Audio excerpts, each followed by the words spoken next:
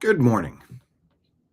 In tribute to Scott Adams and the show that I have watched for many years as one of the preferred sources to get a scattershot idea of what stories piqued my interest. No, not every story that he shared became something that I wanted to talk about or include into the TNAM Daily Show, but a lot of it. Scott did a good job sifting through the rubbish, rifling through the rubbish, separating fake news from fact. That's what we do here. So, how he used to start his show, he would encourage all of you, dear listener, to participate in the simultaneous sip. Well, some people don't know what that is.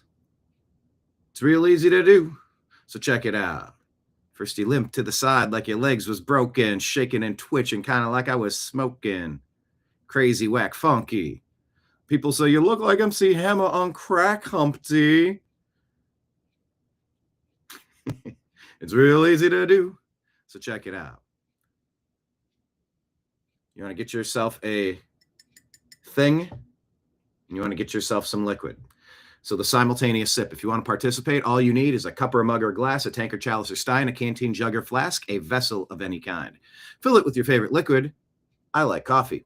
And join me now for the unparalleled pleasure, the dopamine hit of the day, the thing that makes everybody better. It's called the simultaneous sip, and it happens now. Go. We're going to be talking about Minneapolis today. And my, oh my, what a wonderful day. We have so many stories, plenty of sunshine headed my way. Yeah, my whole brain is full of lyrics. I don't know if that's everybody else, but I am full of lyrics. I don't know. It's the only me that I know. I don't know how other people operate. But having been a musician my whole life, it just is what it is. So yeah, I've, in my intro, already dropped 2 different song lyrics. We'll see. By the way, we're a couple minutes off of where I intended to start the program today because I had to spend 15 minutes appealing why HBO was going to try to split revenue sharing on the last show that we did yesterday because we played a small clip from comedian Pete Holmes about it doesn't make any sense. If you've never heard that clip, just type in Pete Holmes. It doesn't make any sense. It's a think piece. It's funny. It's good. Pete Holmes is doing some really good stuff. He's one of the top 100 comics in the country. And so as it fit into the stories we were talking about, we played the brief clip and added original transformative commentary, which is allowed under fair use provisions. However, overzealous copyright claims with Google, YouTube, HBO in this case, said, we want to take half of your money for your 3-hour show because you played a 50-second clip split up with an original, unique, transformative commentary. And I said, that's not okay. No, I don't agree to these terms. I said, we're going to dispute that. We should have been allowed to play that. That's fair use provision. We didn't restream your special and get a whole bunch of views and take all of that ourselves. We're not running a pirate radio station with advertisers collecting all that and not sharing it with the artists who created that music. That's what the copyright claims are supposed to be used for. But instead, they're used to punish this way. So I told him, look, if you want to be that way, I will cut and trim the entire segment out and keep 100% of the advertising revenue that comes in on the 3.5-hour show that we did yesterday. No, we're not splitting it with you because we gave you free advertising to tell you about HBO, to tell you about Pete Holmes, to tell you about what's going on there, to send you his way, to go buy his merch, to go see him in live shows, to go check out his next project, maybe sign up for HBO, whatever their monthly thing is called. I have no idea. If you don't want the free advertising, we'll cut it out. And I wish that they would cut out all of their frivolous copyright claims. We're not trying to run a pirate radio station. We're not trying to air the entire Chappelle special, or in this case, Pete Holmes. We're not going to play 90 minutes or 60 minutes rather of here's a standalone special. Come on. As if we were the ones that licensed it and then get to make the money off it. No, we are allowed to play clips. We're allowed to play segments, little portions. And we keep running into this issue when we find stuff on Instagram or Facebook or X, and you play a clip and it's a podcast and you're listening to 2 people talk, and then they're shutting it down saying, oh, there was random music playing in the background. Was there? Because I didn't hear it. I was looking for the conversation. It is what it is. We're trying to navigate this weird universe that we live in. But as I was getting ready to click go, that was happening. So thank you, everybody, for being here. We're going to get into the news. So that was our honorary show open. We'll play our open. Then I'll do the open, and we'll get to everything because there's a lot to get to today. Buckle up. The TNAM Daily Show starts now.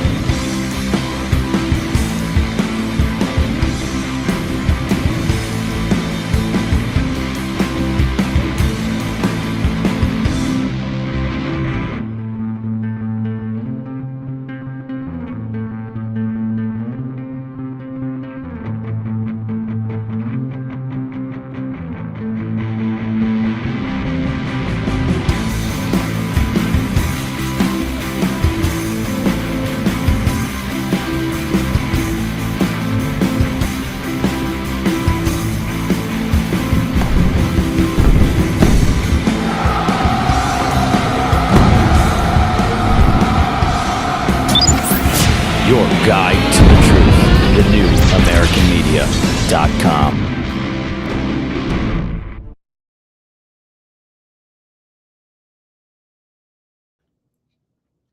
Broadcasting to you live from the Orion spiral arm of the Milky Way galaxy, the solar system, planet Earth, North America, the United States of America, somewhere outside of Minneapolis to be pseudo-specific. My name is BrianEngelman. Today is Friday.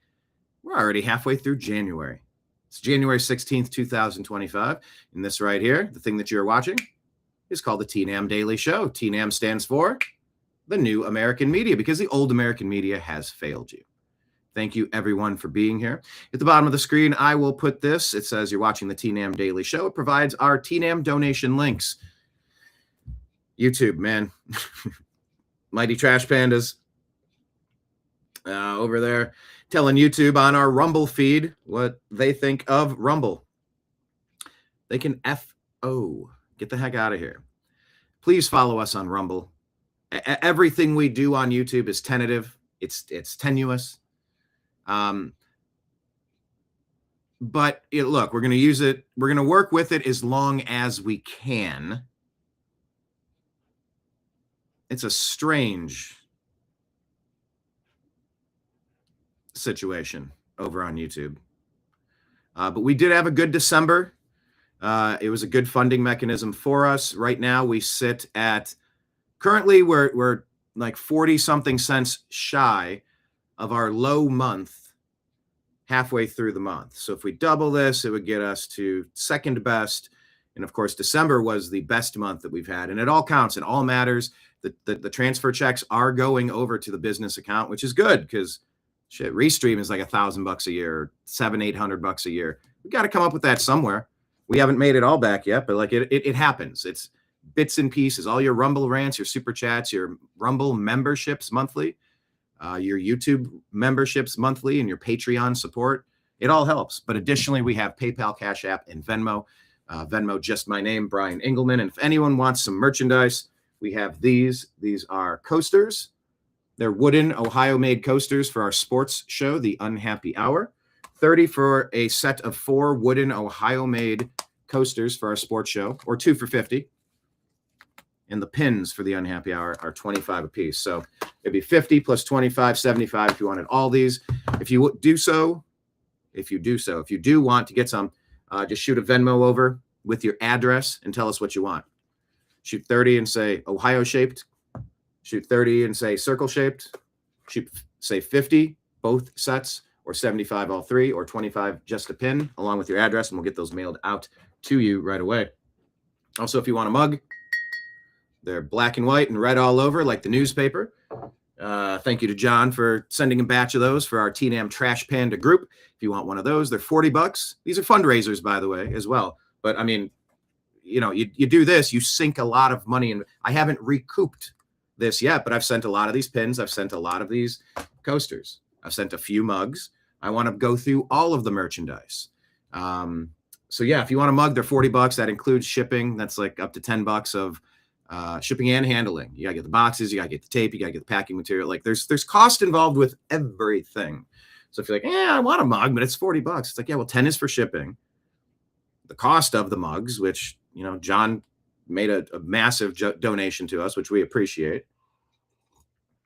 But yeah, I mean, you're looking at like a $15 mug minus shipping, minus the purchase price. It's like a little bit of a profit there. It's not as big as it feels by shooting a $40 Venmo over, but I assure you it helps the cause. And on a day like this where you try to start the show, you try to start quick, you try to get running, you try to just, I have 4 shows worth of information lined up for you.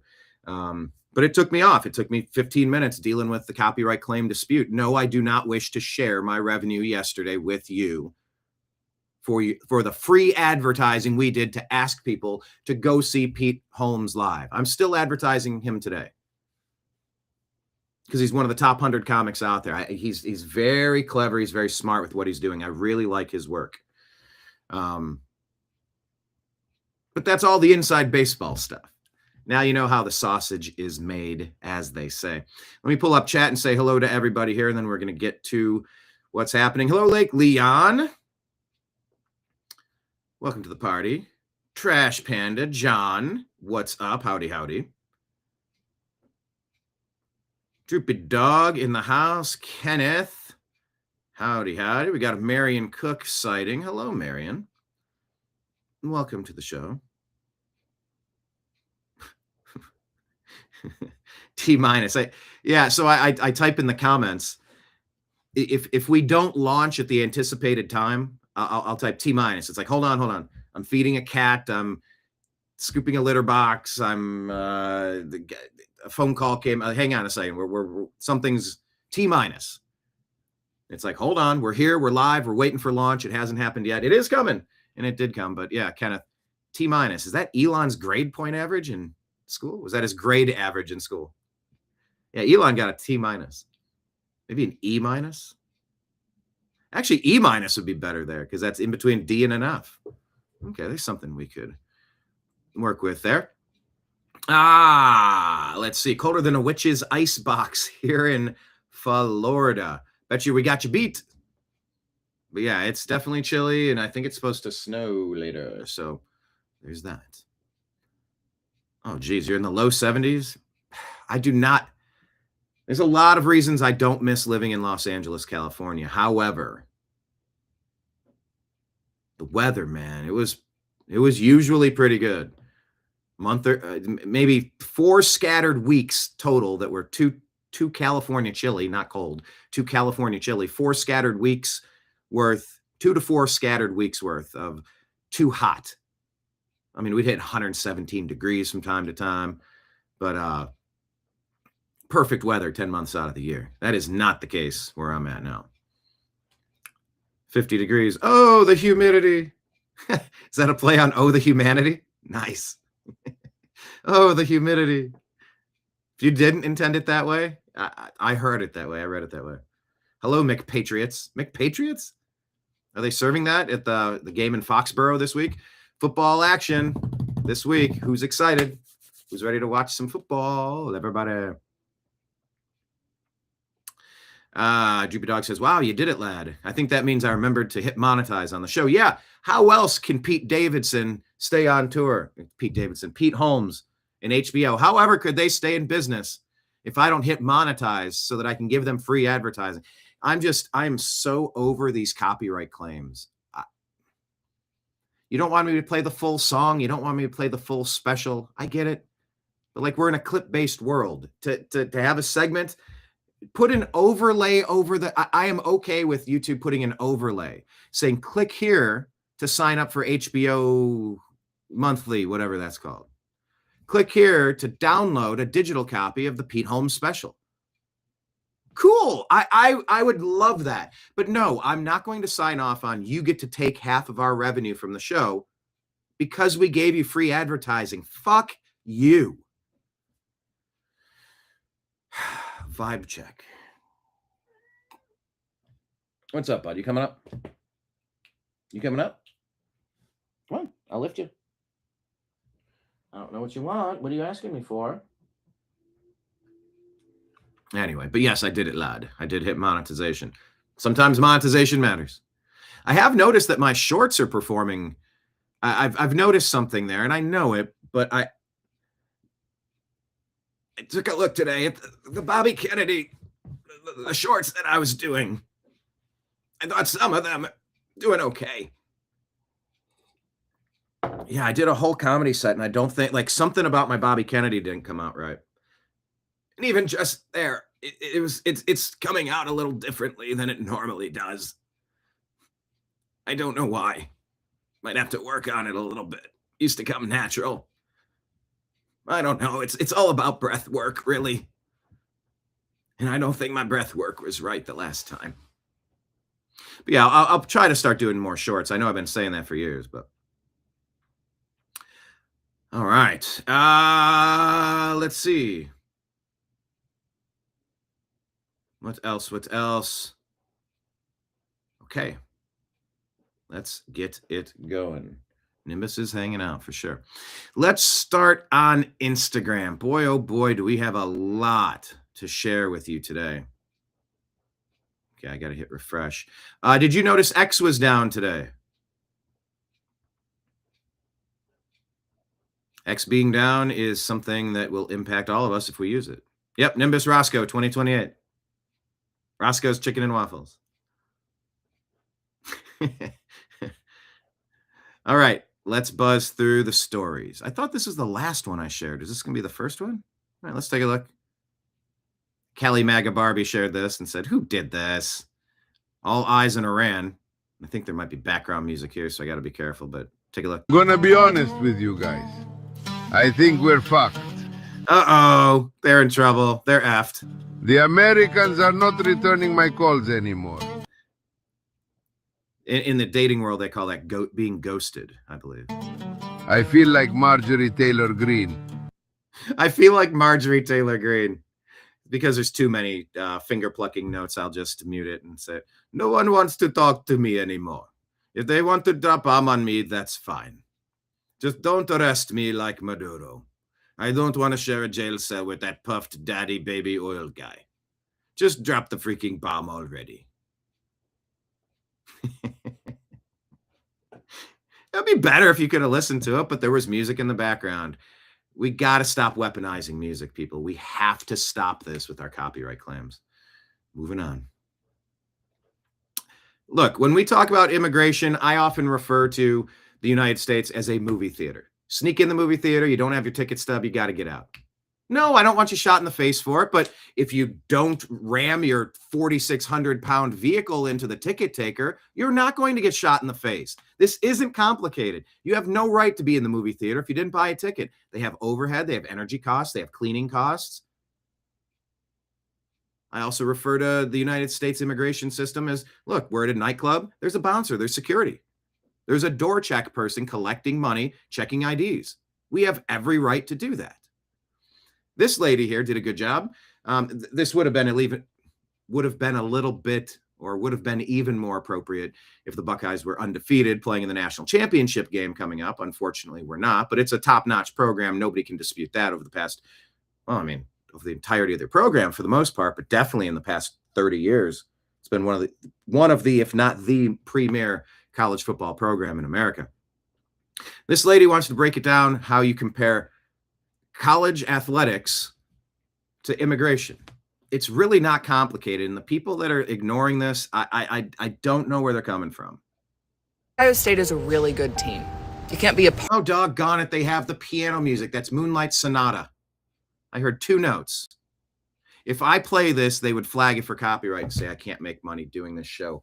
I am so tired of this. I don't want to share that energy with you. I just want to share some content with you.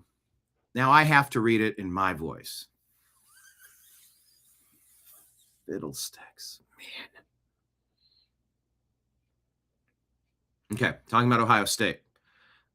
They're a very good football team. You can't be a part of the team unless you're really good. If Ohio State decided to let anyone at all onto their teams, well, because like the other players felt like their teams weren't as good, or they were struggling on their team, then Ohio State would become a worse team. They would lose games and they would fail. Importing bench warmers from some of the worst teams who hate Ohio State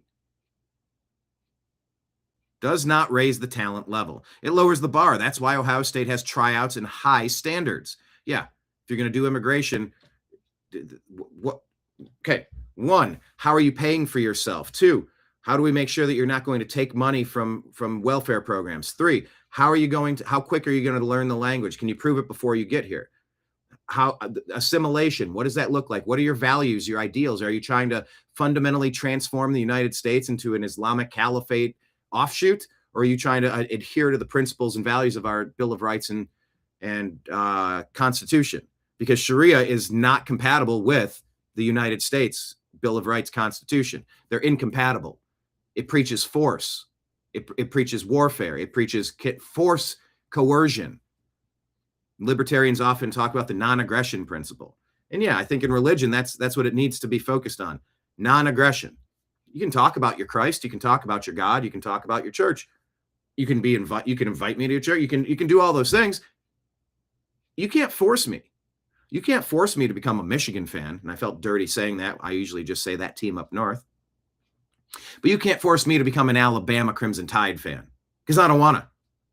And if your plan is to force me to become a fan of your team and drop my team, well, then I don't want you around me because you're a forceful bully. I don't like bullies. We have every right to filter the people that are coming here for the best and to make sure that their ideas, their ideals, their skill set, their talents, that they're going to be compatible. No, we don't just let any player on the team. We don't. We want the best. To be the best, you want the best people. You don't just let everyone in. Just like college has entrance exams. You don't just let anyone in. Take the test, fill out the essay. What's up, essay? Although I feel like that. I'm wearing the buttoned up. I put the final button there. What's up, essay? Don't you know I'm loco? That doesn't mean that other players can't work really hard, get better, and then make it onto the team by earning it. That's called doing it the right way. You come out for tryouts and try out for the team, try to do well on your team and then audition. See if in the transfer portal, they'll let you move over. But you got to earn it. You don't just show up and get there. Now, gimme, gimme, gimme. Doesn't mean that every player on other teams is bad or unworthy of success on their own teams. But other players do not have a God-given right to play on Ohio State's team, period. Ohio State doesn't owe them anything. If other players started illegally sneaking onto Ohio State's team, playing in their games and causing them to lose, well, then Ryan Day would have every right to kick them off of the team. You have a God-given right to life, liberty, and property on your own team, but not specifically Ohio State's. And some of the transfer players are the best players because they earned it. Some of Ohio State's best players are the transfer players, the ones that should have a high bar to achieve. The best of the best. The transfer portal to join the United States should be like a college admissions program. Yeah, but what about that thing that France gave us a statue once several hundred years ago, and it says, tired, poor, sick. What does a France gift have to do with how Ohio State runs its football program? It's just meritocracy, just based on merit. Be good, do good, join good. They earned it the right way. National champions don't apologize for having standards, okay? Go Bucks. I'm going to say very well articulated. Also, OH. Because Buckeyes will drop an OH and then people say IO. That's how they do.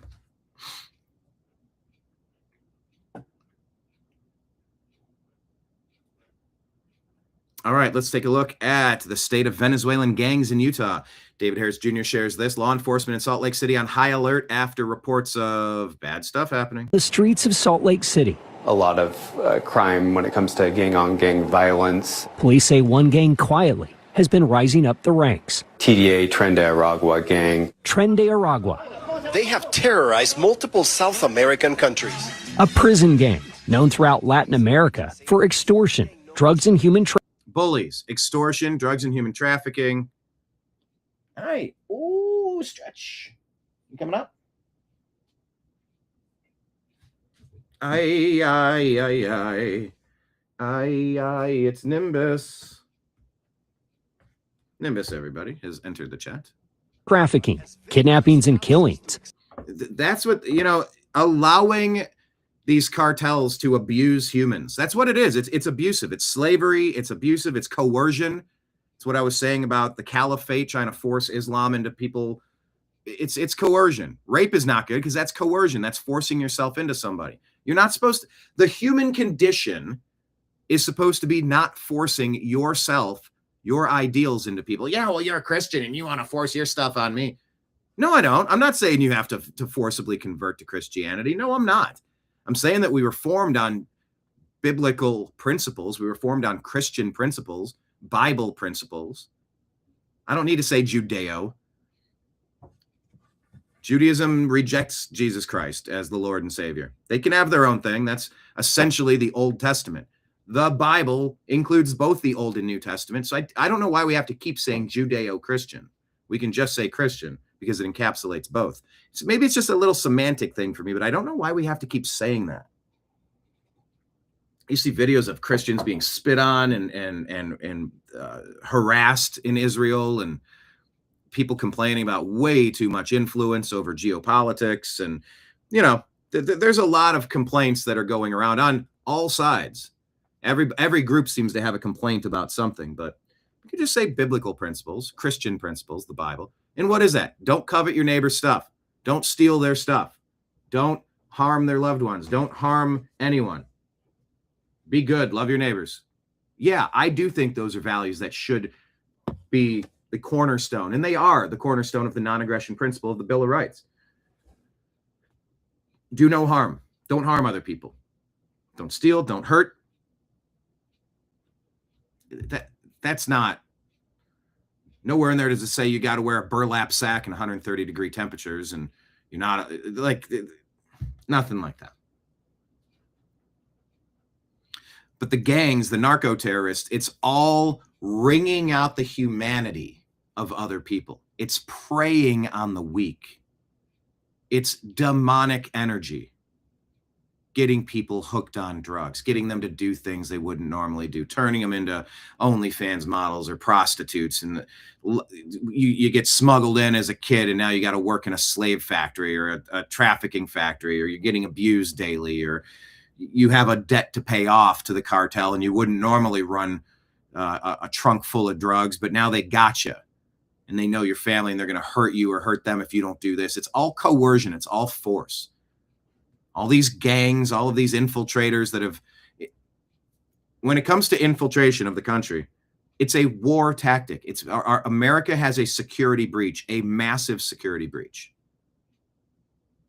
Just saying, whatever, is not an option. And if you don't like the tactics, if you don't like some of what's happening with ICE, I want to hear your way to find out everybody who snuck into the movie theater then. If you don't like what's happening now, let's hear your idea. Because if all I see is ICE bad, I'm angry, Trump bad, MAGA bad, America bad, you can piss off with that. You really can. I don't have energy to just hear gripe, complaint, whine, rage. What's your answer? What is your answer? I genuinely want to find ways to level up. Staying with the Ohio State analogy. If there were some special teams plays this year that hurt us, and there have been, kickoff, kick return, field goals especially. We could have won a couple of games had our field goal kicking been on point. How do we improve it? I want to improve it. I don't want to see some idiot get shot in the face after she guns her 4,600-pound vehicle into an ICE agent, causing him internal bleeding. I don't want to see that. But someone is out there coaching. Yes, it's the girlfriend saying, drive, baby, drive. No, you're being arrested. You don't drive away from an arrest. That's the worst advice ever. Go get out in the streets and turn diagonally and block the roads and impede a federal investigation. No, that is horrible advice. People telling you this stuff, that they are on off the reservation with that. They are giving you intentional bad advice. As I'm listening to what Tren de Aragua is getting into and how they're preying on innocent victims, ICE is here to protect people from becoming innocent victims to the bullshit from the invaders. There's an invading army of 40 million that were let in by Obama, Biden, Harris, Mayorkas, in their ilk. So if your answer is do nothing, abolish ICE, abolish the police, it's a non-starter. Oh, well, it's not that big a deal. Okay, well, I hear what you said. I completely disagree with it. And I will remain here to find ways to improve tactics, strategies, and success. Number one, how about the people who are here illegally? When they serve a term for criminal activity, they're immediately handed off to Immigration Customs Enforcement instead of dumped back into our community to keep terrorizing us. You wouldn't let the sheep back out if there were wolves inside of the gates. Why are we letting the wolves back out? Stuff that was not happening during Obama's term is happening just to get in the way of Trump. You cannot vote against the Democrats harder. You cannot that is not an endorsement of the Republican Party. That's not to say that President Trump is perfect or I agree with every one of his policies. Do not get it twisted. But what I am saying is you must oppose the Democrats as much as you ever have. They're out there in the streets. You got to oppose ICE. You got to oppose ICE. Why? Why? Tell me why we need. Okay, Nimbus, I wasn't trying to play a game. Ow! No biting. Nim, stop. You're being a goober. Stop. Okay, don't put your paw there. Anyway, let's continue. Has now been linked by investigators to crimes closer to home. So Salt Lake City, Tren de Aragua. And that's when we really started to realize that we did have a presence here in Utah. Utah Department of Public Safety Chief of Investigations Tanner Jensen says while the Sureños, Crips, and Bloods claim far more members in Utah, and the Sinaloa cartel continues to rule the drug trade throughout most of the Rocky Mountain region, Tren de Aragua is looking for its cut. Trying to build an identity here in Utah and build out their network. Jensen says, though, that's easier said than done, with the Venezuelan gang very much on law enforcement radars since 2024. Back then, the National Sheriff's Association even stated TDA had given its members the green light to fire on police officers. On the streets of Salt Lake City. Yep, I want that all cleaned up. And because you let a bunch of people, you propped the back door to the nightclub, you're the ones that did this. I have a post coming up. It's something that ICE isn't here to cause chaos. You created chaos that brought ICE. Very different. And we're getting very close to the Insurrection Act. Probably overdue. David Harris Jr. also shares Charlie Kirk discussing Iran.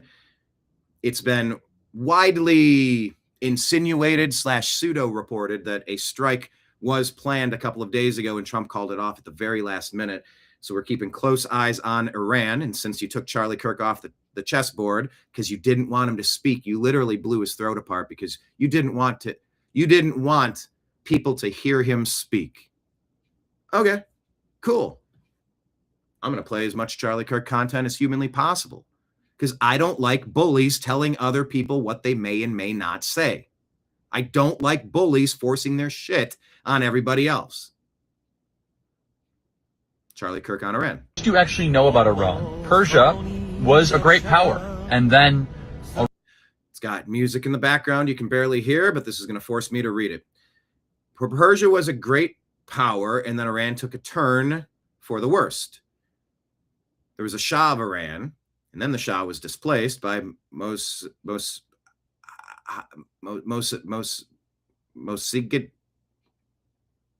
I forget how to pronounce his name. I haven't heard it in a while. And I tried reading it the other day. I forget how to pronounce his name. Now I had to mute it, and I couldn't hear it. Doggone it. Here, I'm going to go back. That's a good one.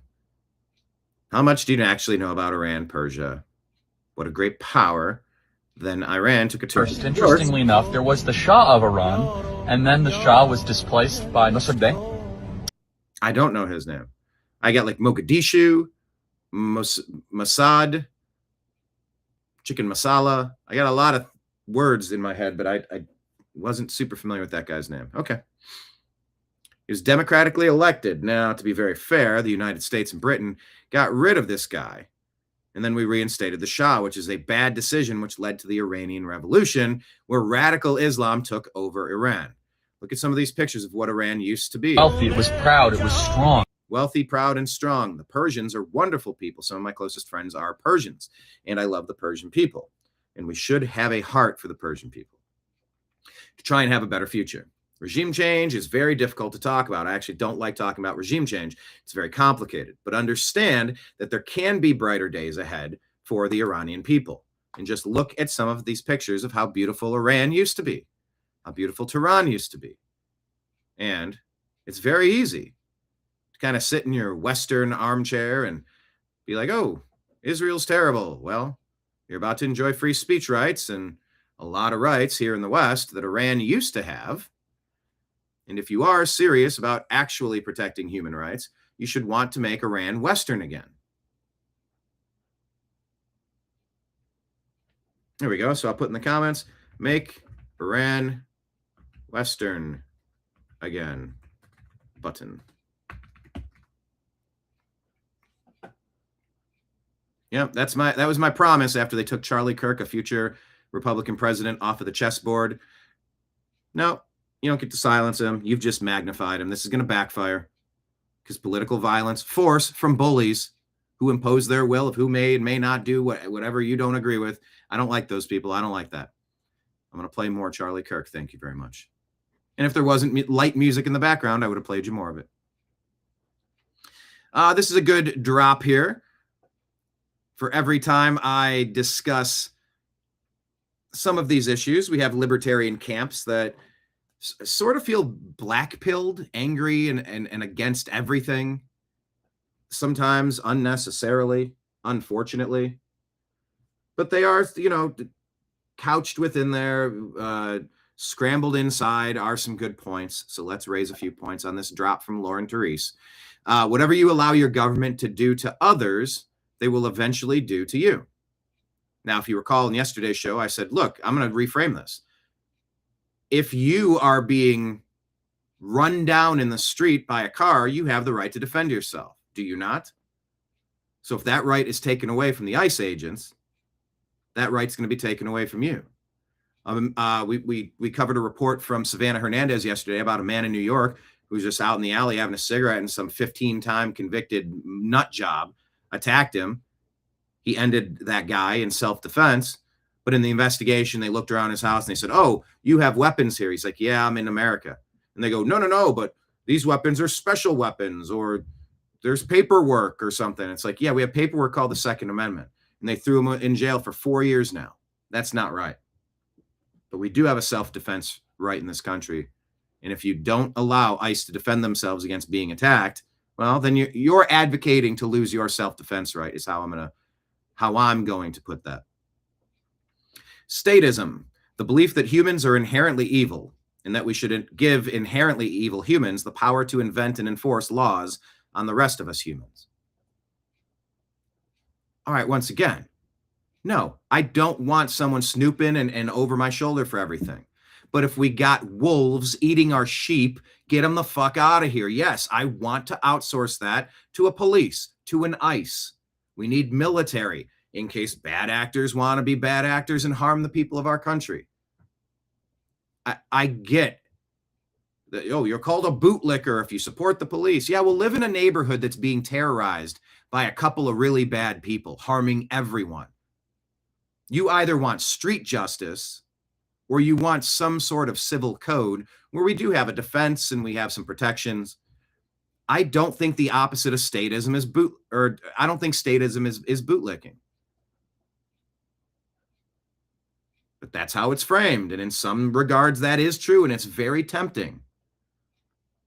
I mainly shared this post because of this one. This is what libertarian Twitter looks like. You got a lady yelling because a dog jumped up in her lap, yelling at another dog. So there's 3 people yelling. How can I full screen this? The dog that jumped up are libertarians. The lady yelling are libertarians. The dog sitting there is a libertarian, and the fire in the back is a libertarian. It's a lot of circular fire. And I think we're going to end up talking about some of that on Thursday with Dan Johnson. I'll let him put his words in his mouth, but very anti-ICE, very anti-immigration enforcement, and I just don't get it. If you want Ohio State to win, you got to put the best players on your team. And if there's bad guys, you need to get the bad guys out. They don't get to stay. I for the life of me, cannot understand the logic behind it. So we're going to try to have a conversation about it. Dan posted after Charlie Kirk that, in the spirit of that, he's going to try to have more conversations with people that he disagrees with. But, in the 2, 3, 4 months since, it's just been a lot of anti-MAGA, anti-ICE, anti-Trump, anti-America stuff. And I'm like, I'm not hearing that. I'm not here to hear that. I'm not agreeing with that. That doesn't vibe with me. So the new tactic, this is objectively funny. There's nothing funny about harming an ICE agent. I agree. But humor's humor, and you got to laugh at it. Shows Alanis Morissette. Isn't it ironic? Don't you think?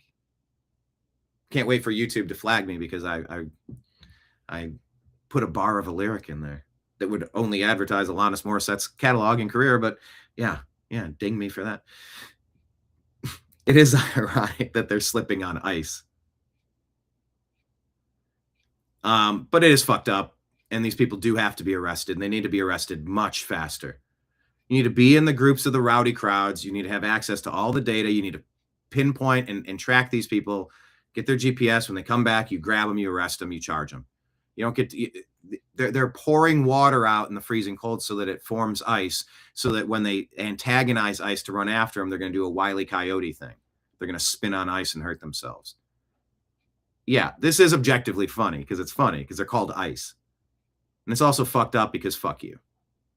Both things can be true. Yeah, this is probably how Dan looks at me now. He's like, I thought you were pro-liberty. I thought you were, little L libertarian. I'm not kooky, big L libertarian. How will you ever stop the child abusers and the woman abusers if you don't arrest them with force? You're a bootlicker. No, you're a moron.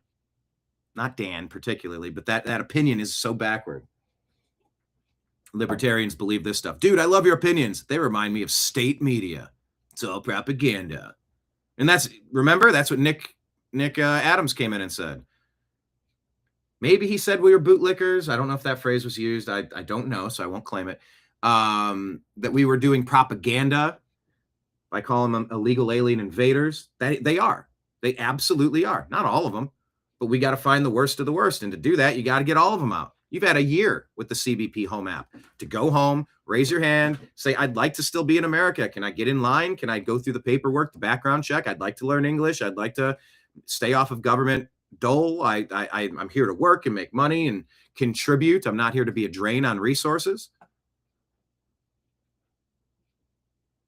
I don't know. It's an old-timey painting. The guy says, F around and find out. The lady says, yeah, that would be more impressive if you said it about pedophiles instead of lesbians.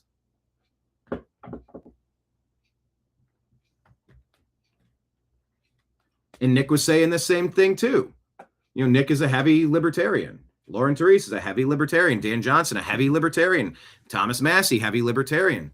I'm telling you, these ideas seem, some of them sound right. Some of them are good ideas. Some of them make sense. And some of them are just really missing the point, really not seeing the forest. They're focused on a couple of trees and they can't step back and look at the big picture. Because this meme is making it seem like, those two lesbians that one of them got shot. How dare they focus on that? It's like, they did that to themselves. That was not something that was a directive by ICE. They did all of that to themselves. She should have been arrested, booked, and dealt with, and move on. Car towed, she moved the car, I don't know, whatever. Well, she wasn't trying to hit him. Well, she did hit him, which is an attack. That's a lethal attack. Cars kill more people than anything. It's in the top 5, top 10. Car accidents. Getting bowled over by 4,700 pounds, full speed, trying to get out of there. Yeah, well, she wanted to just get around. Yeah, well, she's a crappy driver because she hit him. I didn't ask for that. I didn't want that. And the people being arrested by ICE are pedos. So why don't you work with us? Stop this thing where you're changing it, that you're prohibiting the jails from working with ICE to grab the worst of the worst and get them the hell out of here immediately. And why are we paying for them to be in our country? They're not even our citizens. Get them the hell out. I don't want to pay for that. I don't want them making connections and friends in the jail. Get the hell out. I don't want bad people here doing bad things. So there's truth in this meme, and then there's also bullshit in this meme. I'm finding a lot of that. Yeah, it's like the they lives, comply or die. I'm ICE. Well, yeah, you don't block the roads and you don't hit agents with cars. This isn't rocket science. Like, that's not a lot to ask.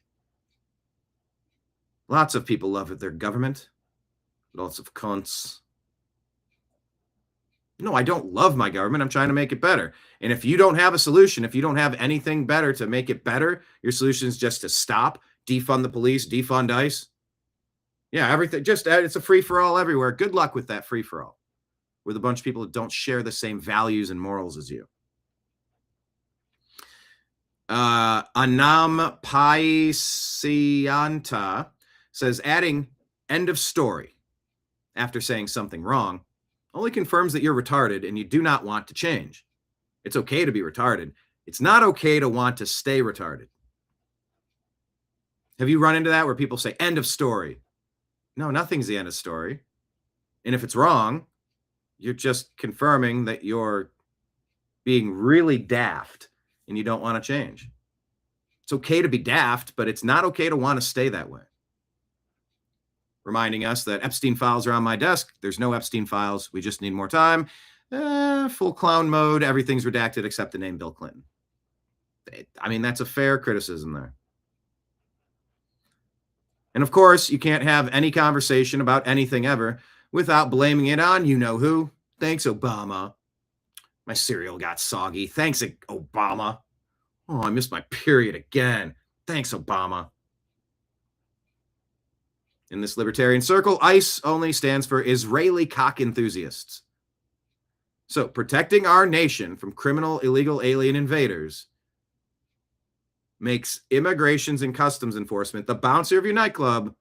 They're not. The bouncer of your nightclub, apparently, according to libertarians, aren't there to protect the people inside the nightclub, to make sure nobody's smuggling weapons in, nobody's bringing fentanyl in to cause a bunch of overdoses, nobody's coming in to human traffic, nobody's coming in to steal.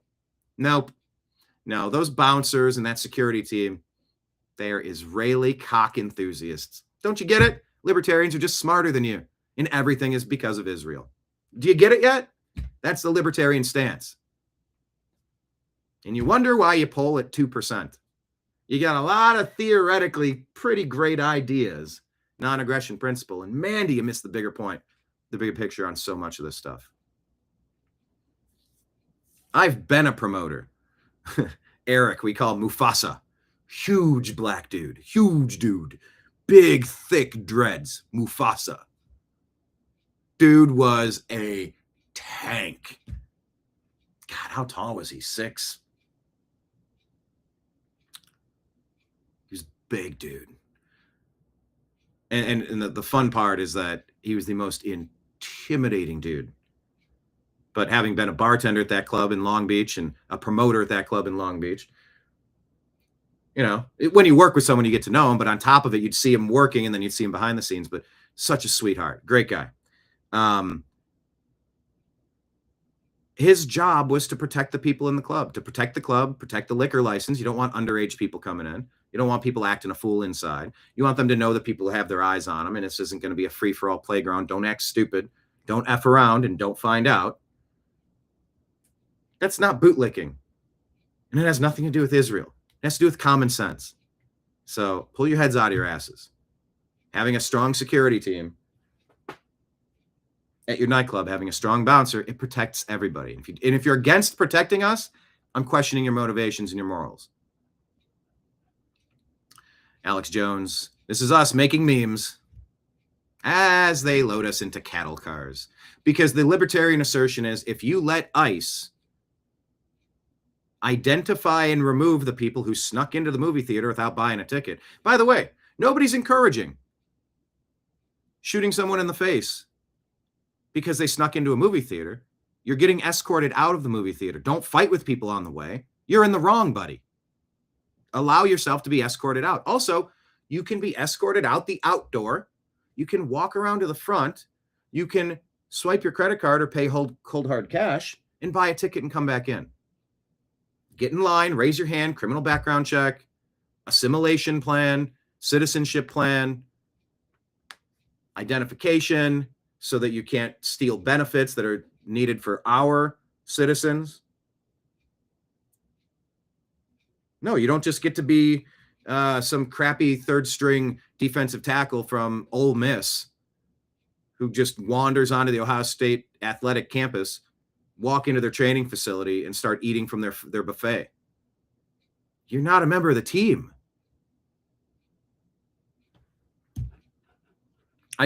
Having a security guard means that we're going to end up in a cattle car. Oh, anything can be abused, and the Democrats are the reason that this happened. A lot of rhinos, too. But the deep state, to transfer, to change, fundamentally transform the demographics, the voting blocks of the United States, they're the ones behind this. We never approved this. We never voted for this, and it's being undone. Yeah, but if you have a bouncer at the door of your nightclub, you're like going to throw us all in cattle cars. The fuck kind of drugs are you on? Of course you need bouncers at the nightclub door.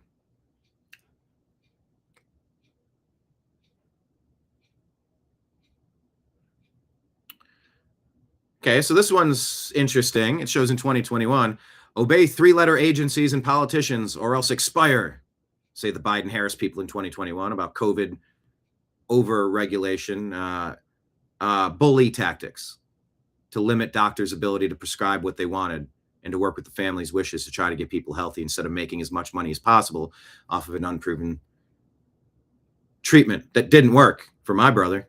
Put him in the ground, you assholes. Then this meme says in 2026, they take that Biden-Harris hat off and put a red MAGA hat on. Obey 3-letter agencies and politicians or expire. You snuck into Disneyland. Get the hell out. This isn't rocket science. I'm tired of this argument. There's no argument here. Here's the pattern. I become aware of the pattern, then it repeats, and then I become aware that it is repeating, and then it repeats. And then I become aware of the pattern, and then it repeats.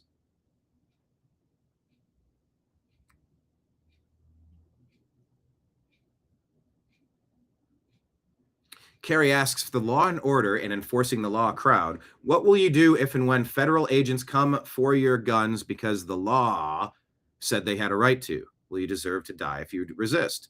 We have a Second Amendment that says that's not a thing. That would actually be tyranny, not checking for ticket stubs on the train. And if you don't have a ticket stub, you have to leave the train or buy one. This is conflating these two like it's one is going to lead to the other. No, it does not have to do that. Here's two people having dinner. I trust the government. He cheers us her back. I love that you're so open about your mental illness.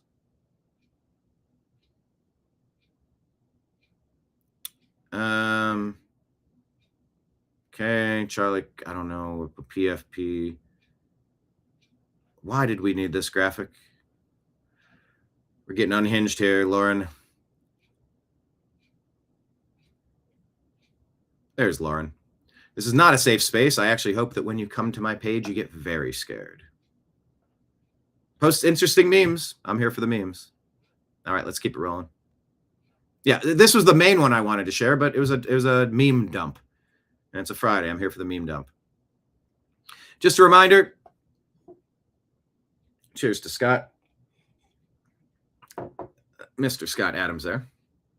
Mighty Trash Panda's on Rumble. By the way, here's a challenge. Everybody watching, can you log into your Rumble account and say hello on Rumble? As I had another fiasco with YouTube today, I just want you all on Rumble. At least the ability to be on Rumble. It takes 2 minutes to set up an account. It's free.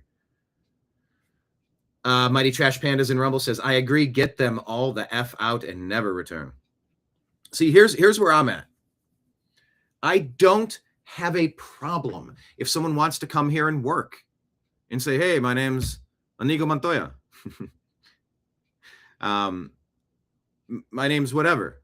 Run my background check. I'm not a guy that's caused problems where I've been. there's opportunity here. I bring a skill set. I want to work hard. And guess what? I want to work in this industry where, you know, I want everyone screened to get every known bad person out immediately. And how do you do that? You got to show your wristband in the nightclub. Everybody, right hands up. Let's see your green neon wristband. Everyone with the green neon wristband on your right hand, follow me through this door. Go. Everyone, come on. Everyone out. Wristband, yep. Wristband, yep. Wristband, yep. Oh, you mean you want to see their papers? You're damn right I do. There's been a security breach. Are you familiar with the concept of a security breach? During a security breach, you have to identify who the malcontents, misanthropes, the invaders are, who the sneakers inners are. If you snuck in, you're left in the room because you didn't have a wristband. All right, time to go. Also, you can walk back out and walk through the front door. Yeah, man, well, my friend told me I could just come through the back door. He said he had passes and I could bring my 10 friends, so I thought it was okay. Yeah, I don't think so, buddy. I don't even believe your story. I believe you walked in and you intentionally knew that you were sneaking in and you thought you could get away with it. Okay, let me even set that aside for a moment, if that's the only problem you've been up to since you've been here. I think there should be room for some people who want to assimilate, who are going to take the tests to learn English, to embody the Bill of Rights, civil liberties of our Constitution. You don't just come here with your shit ideas from your shit location and try to turn the place you're entering into shit. We got some ideals here. We got some game plans. It's Ohio State. You don't just walk on campus and become a part of the team. You got to earn that. But if people want to come here and work and not steal from other people and stay out of trouble, I have a lot of room in my heart. I do actually have a heart. I have room in my heart for that. But there's got to be a process. Man, I'm having one of these days where I have a rogue eyelash that's like impeding my line of sight. And it's rather frustrating. I keep blinking. I'm like, I got to find it. It's off to the side.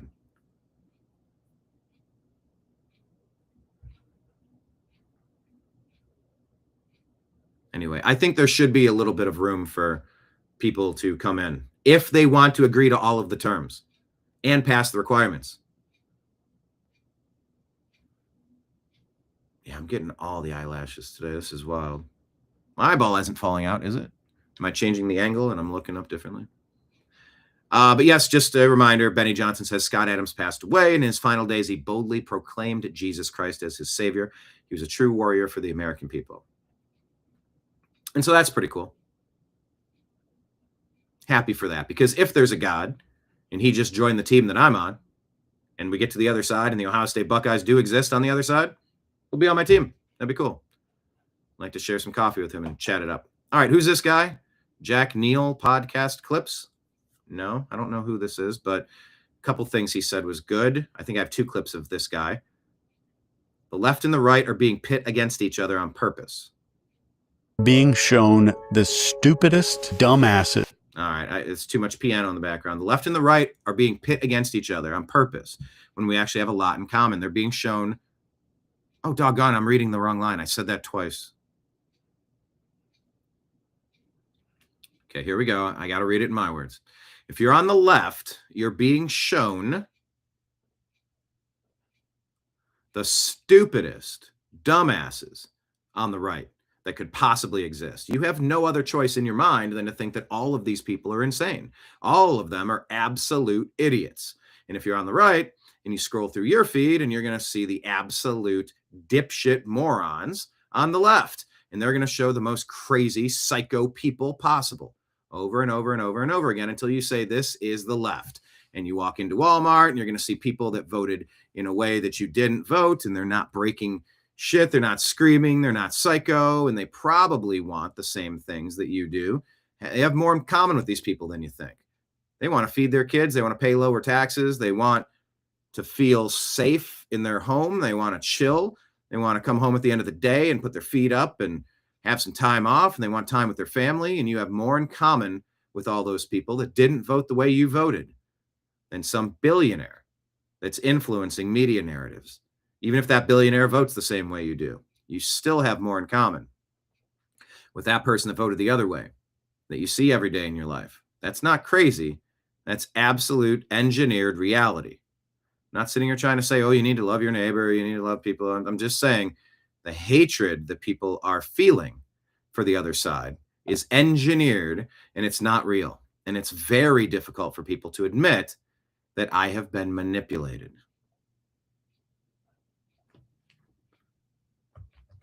Very well said.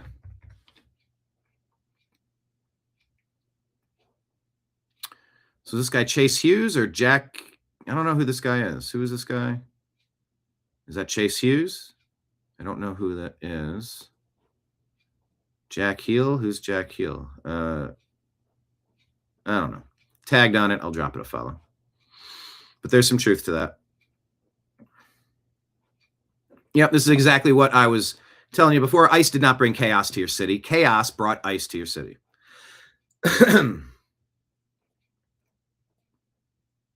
Back to Iran. If you see this,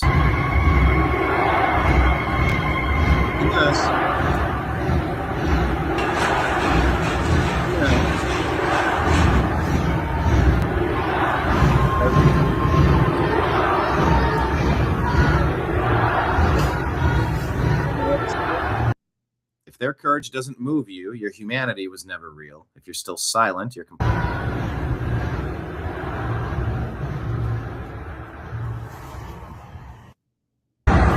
Free Iran. All right, I'll do a free Iran button.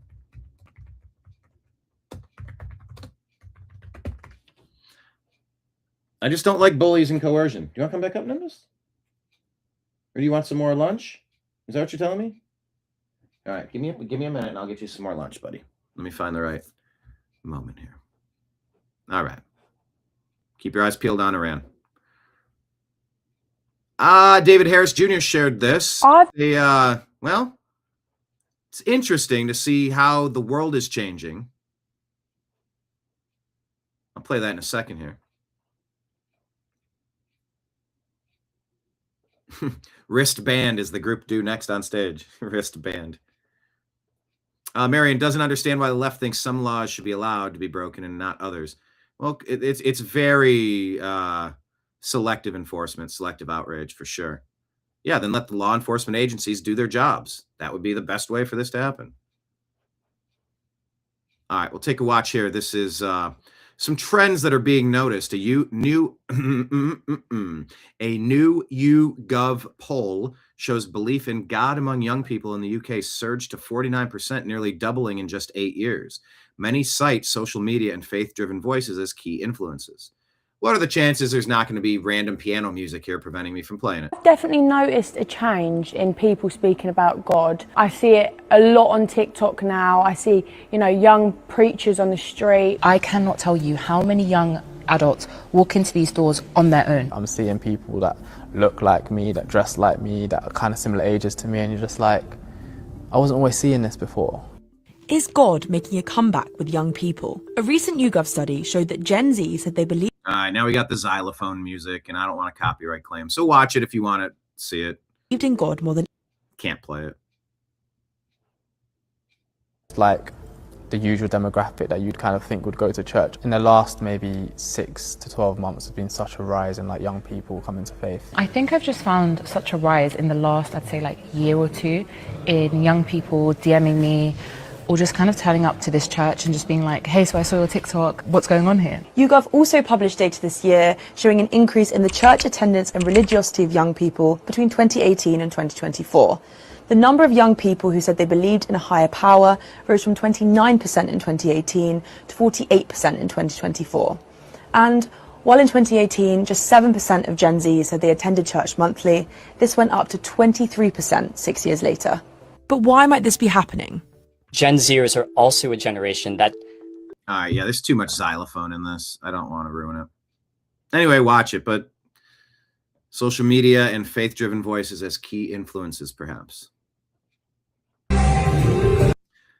Let's see.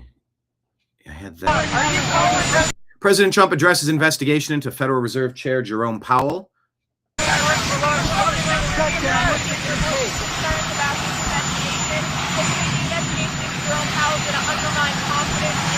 Well, he's billions of dollars over budget, so he either is incompetent or he's crooked. I don't know what he is, but he certainly doesn't do a very good job. Are you permitted to mass deportations among all this? Are you So let's see what happens with the Federal Reserve. Lower these interest rates. Like, stop forcing us to pay extra wasted money that we throw down the trash, the toilet every day. It's such a drain on our economy to allow banksters to get rich off of our energy. All right, now.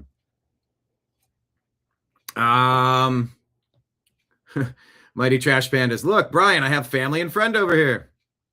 KB Truth. Hello. Welcome to the Rumble. Welcome, welcome, welcome.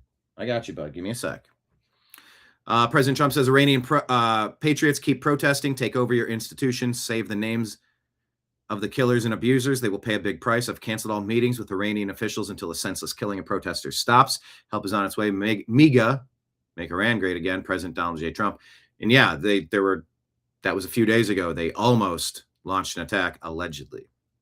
Toria Brooks says 2 Supreme Court cases could affect laws in 27 states that currently prohibit biological boys from competing in girls and women's sports. It's not such madness.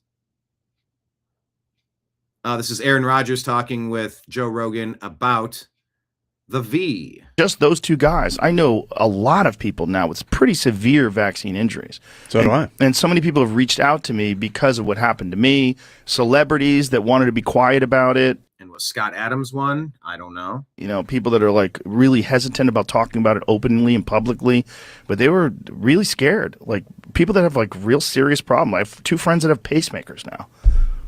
Yeah, I remember you talked about that. They're like one of them in their 30s, right? Yeah.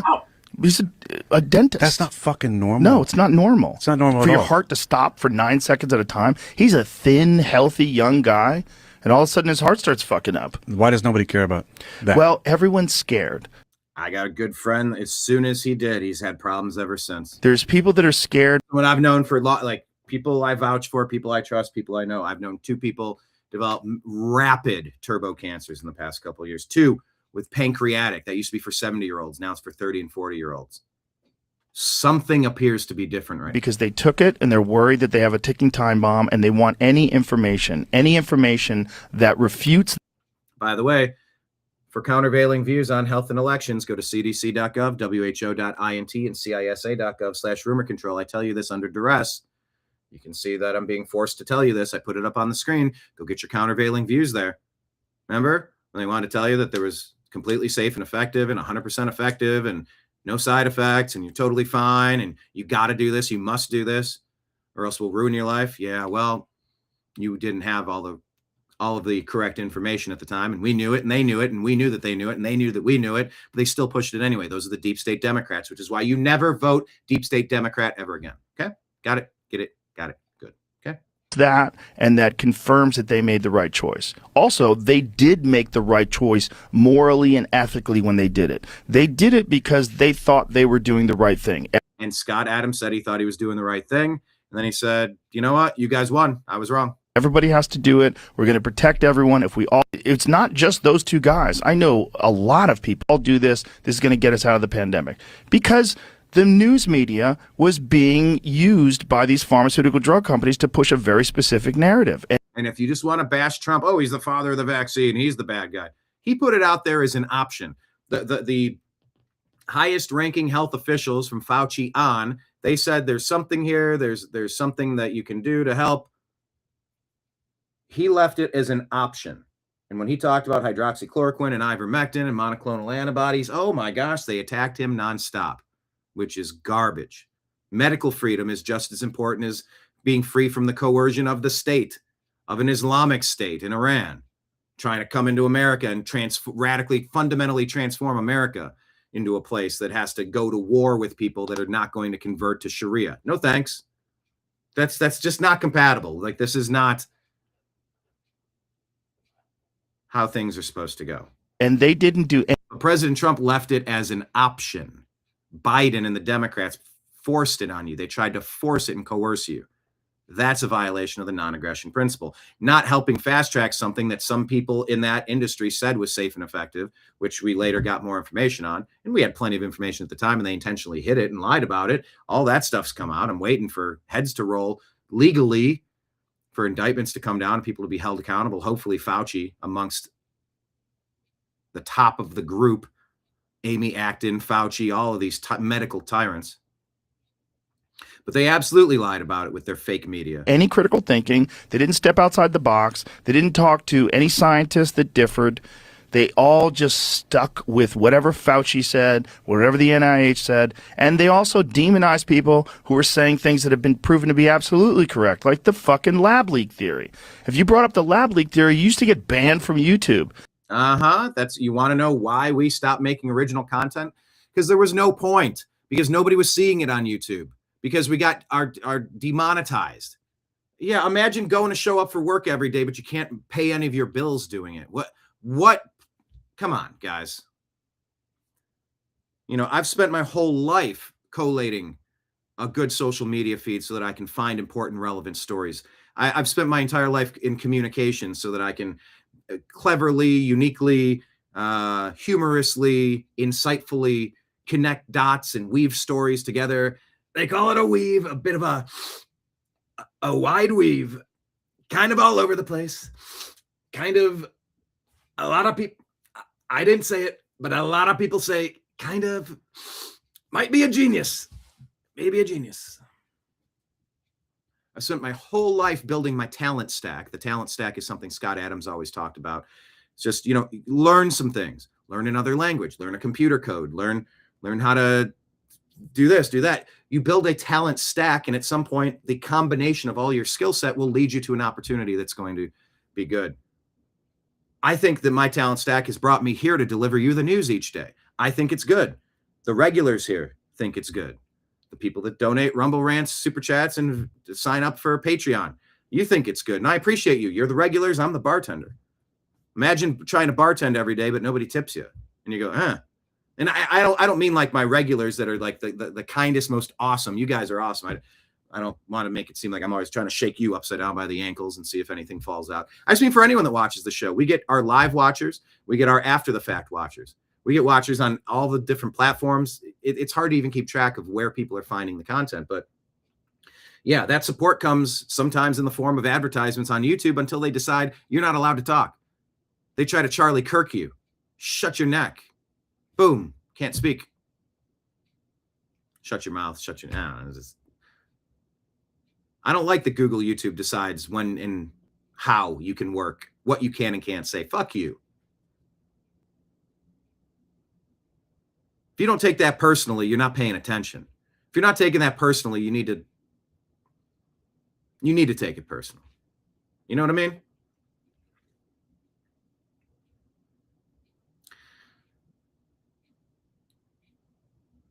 Now, what is this? Mighty Trash Panda says, I do Rumble rants and he doesn't see them. Wait, what? No, I usually see them, don't I? I think for a while there, I was not opening the Rumble app. I have multiple devices in front of me, multiple Ring cameras, 40 different tabs on these pages. I'm juggling a lot. But for a while, in order to reactivate the YouTube monetization, I had double YouTubes up. But now I keep Rumble up. I like looking at I want to migrate more people over to Rumble. But regardless, the point is what Joe Rogan said here. It's about the intro to my show. If you say or do something, or if you're on their bad list, they're going to nitpick and find a reason why you're not allowed to earn a living. You didn't take your mark of the beast. You didn't regurgitate your bullshit deep state Democrat Party talking points. So we're going to ding you. We're going to smack you on the wrist. Sir, I have some more. More? There's no more. Not allowed to survive today. You're not allowed to pay your bills today. I don't like, these are bully tactics. I don't like bullies, and it's what Joe Rogan's talking about. Now it's widely accepted by everyone. So is all the conspiracies that got people censored and kicked off. So many of them have been proven to be true. Yeah. And I agree with you. So many people thought they were doing the right thing. They thought, I'm doing my part. This is what we're supposed to do. 2 weeks, stop the spread. I'm full on board. We're all together. But let's look at what happened. And people are always like, why do you keep fucking bringing up the vaccine? for multiple reasons. But listen, this is a playbook that now we have. Right. For the, I'll do this. This is going to get us out of the pandemic. Because for the next time they fucking try and do this shit. Right. Don't forget about this. Right. For the next time they fucking. That's true. Toria Brooks says, yeah, for the next time, we gotta keep talking about it because they'll try it again if we forget the message. Toria Brooks says Nigerian army rescued all 18 passengers and 2 infants after a passenger boat was hijacked by suspected sea pirates on Sunday. Toria Brooke, a good follow. Fox News reporting U.S. has frozen all visa processing. There we go. U.S. freezes all visa processing for 75 countries, including Somalia, Russia, and Iran. Fox News reporting Renee Good's former father-in-law says, quote, I don't blame ICE, end quote, for the deadly shooting. Jesse Kelly here has some thoughts on the fraud. It's pretty widespread. It's really, really, really, really, really, really bad. And we got to get to the bottom of it. Democrat Party is the fraud ring. I'm sorry. It's just the way it is. And if you think this is just Minnesota, I've got some oceanfront property in Arizona I would love to sell you. Please reach out to the show. I'll give you a great price. It's not just Minnesota. It's not just California. It's not just Maine or any of the other places. And by the way, it's not just Somali immigrants. The Democrat Party nationwide is the fraud party, collaborating with foreigners to loot the treasury of the United States of America. And if you were to actually track down every single person who's responsible for enabling this fraud, the fraud of the American taxpayer, you would have to build a new prison for elected Democrats. And that is such a bridge too far for everybody in our justice system, and frankly, almost everybody in the Republican Party, that it won't happen. That doesn't mean we won't ever have any justice at all. Hopefully we can at least see some major people burn. But why do you think they talk all the time at the highest levels about it's not that bad, it's the federal government? You have governors, senators. How many parts of the Democrat Party today are out there screaming loudly in defense of the woman who tried to run over an ICE officer? How many? All of them. It's all of them. The truth is it's so widespread, it probably can't be tackled. The Democrat Party is the fraud ring. I'm sorry. It's just the way it is. And if you think this is just Minnesota, I've got some oceanfront property in Arizona I would love to sell you. Please reach out to the show. I'll give you a great price. It's not just Minnesota.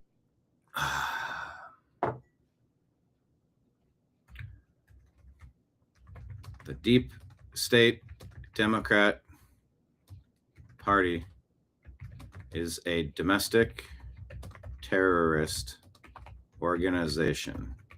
Button. They are the fraud. They absolutely are the fraud.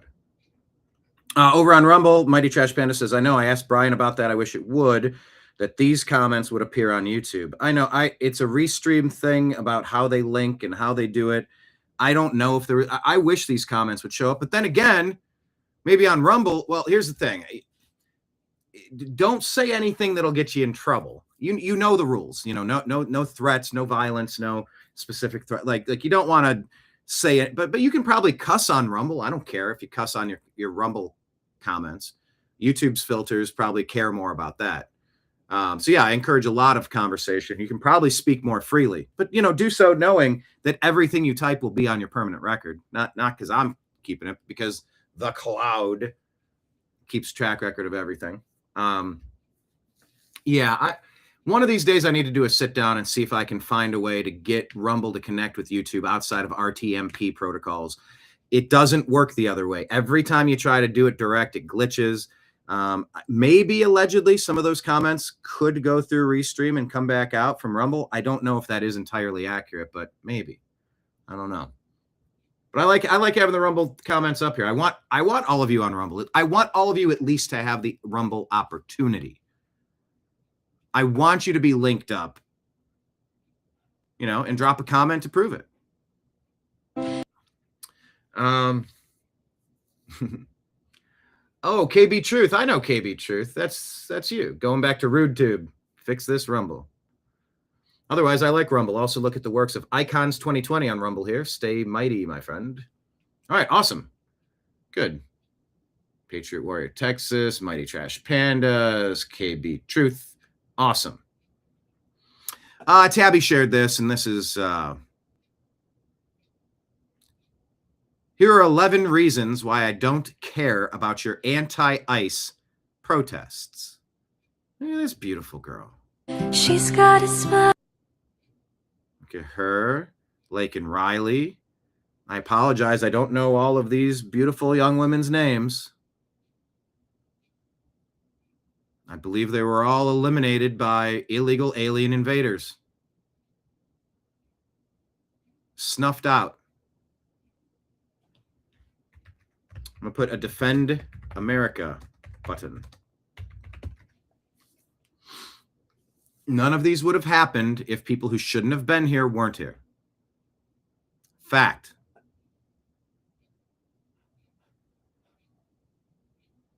Fact.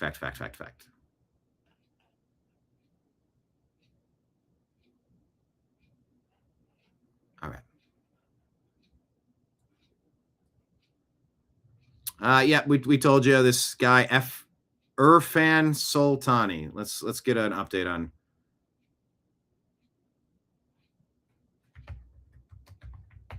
By the way, did I already ask you this? If you had problems with Grok this morning, I think I asked you. I don't know if I read the comment at the time.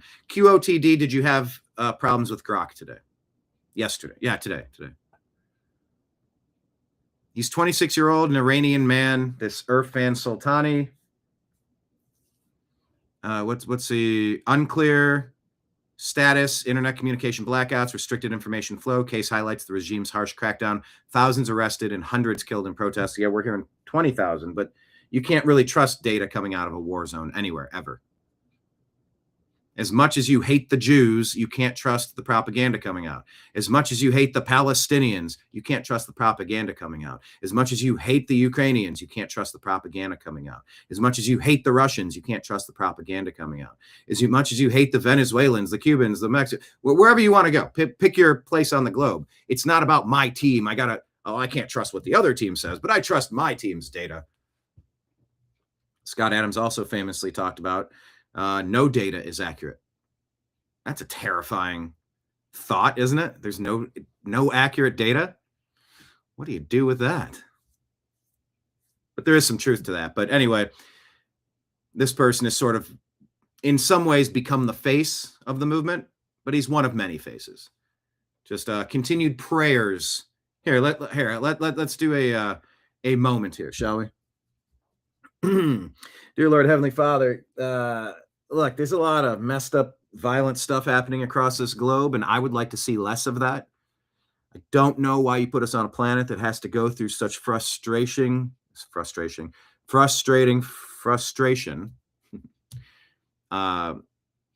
through so much hurt and pain and suffering and anger and persecution.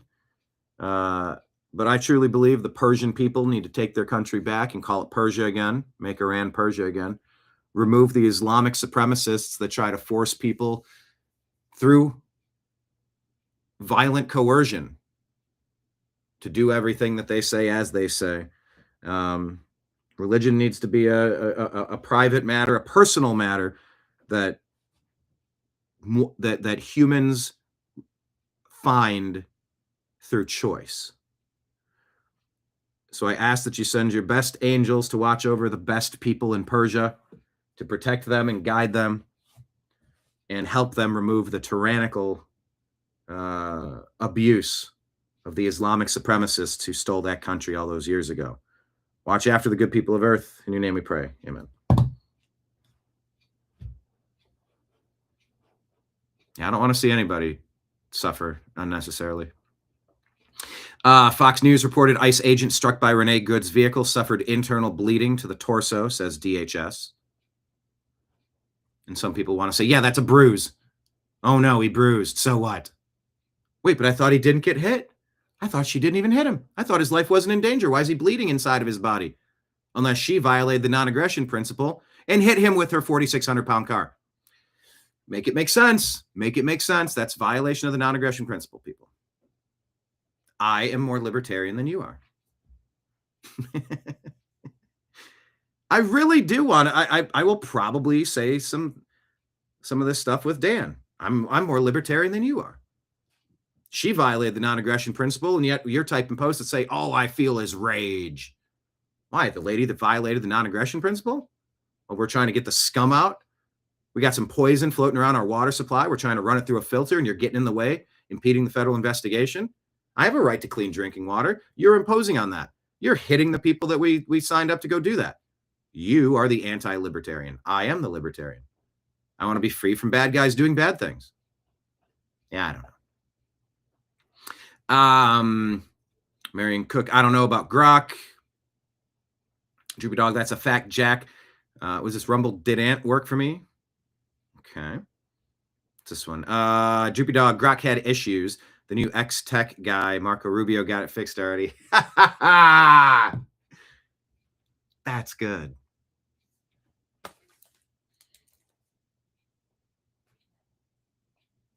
Yeah, I think that would be an easy. Yeah, I think the Marco Rubio thing is something I could expand on. If I get back on stage this week, do some comedy. I think that's a good one. All right. What is this here? This is from ICE. We'll have our home again. We've been overrun by people that are stealing from us, don't like us. They want to fundamentally transform us into something we are not. Join ICE. We'll have our home again. I can't believe you're calling these people Gestapo and Nazis and stuff. If you don't like some of the tactics, let's improve them. But we need to go more. We need to do this more, not less. We'll have our home again. Our home is worth, hi guy, defending. Button. Are you still hungry? It's okay if you are. Like, I want you to eat and get bigger. Nimbus, in his old age, he's getting a little small, a little weak. I will feed him, but. All right, so End Wokeness puts this out. High school students at the anti-ICE rally in Minneapolis just made an amazing ad for deportations.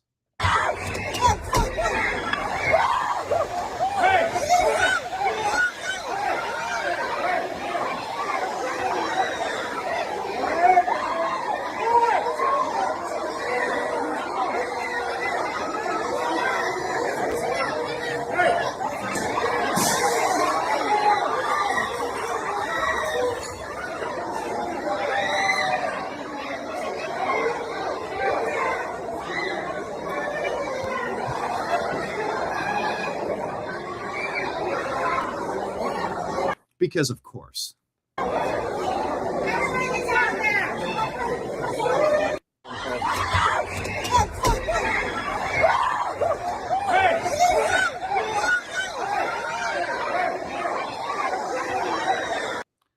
Good job, Minneapolis.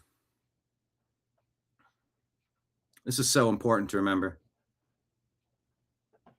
How did Obama successfully remove 3 million non-citizens humanely? No ICE, no violence, no fanfare, asking for a friend. Chino says, well, as someone who worked during that administration, it's simple. All the sanctuary cities, including mine, cooperated fully with ICE and Homeland Security.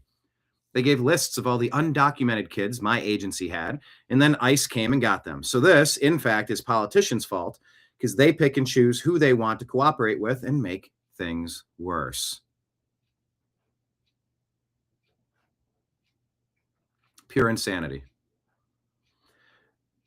Anybody have this message to every liberal in America? Kabang, middle finger.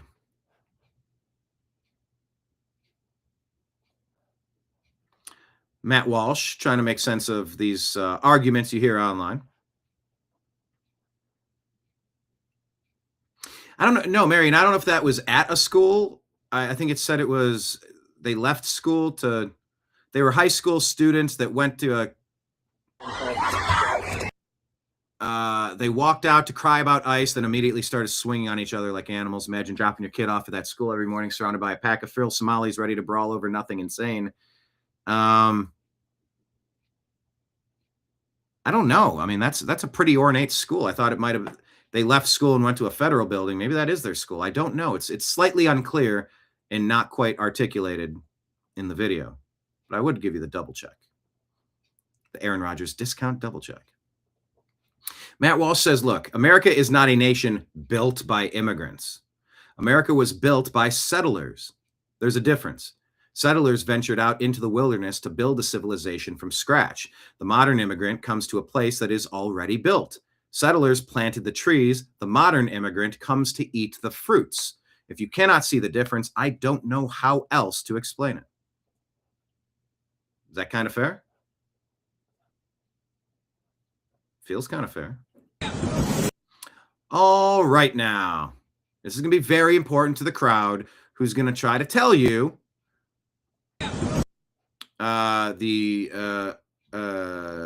the lady who rammed her vehicle into an ICE agent, causing her demise.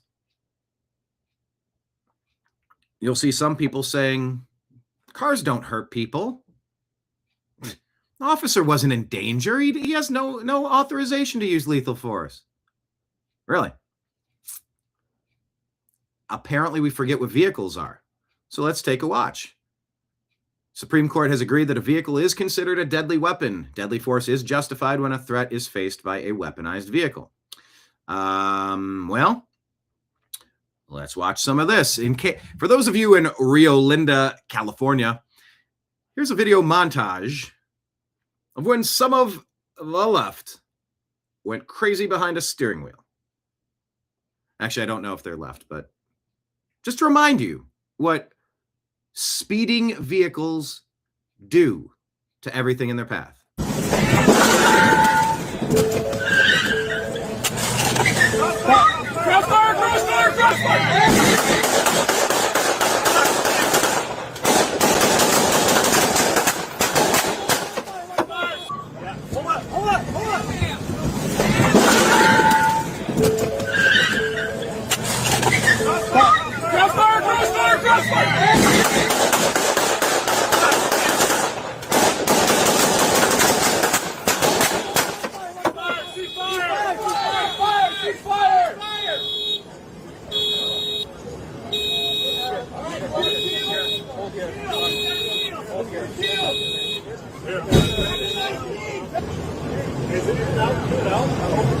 Yeah, it's completely clear. It's right here.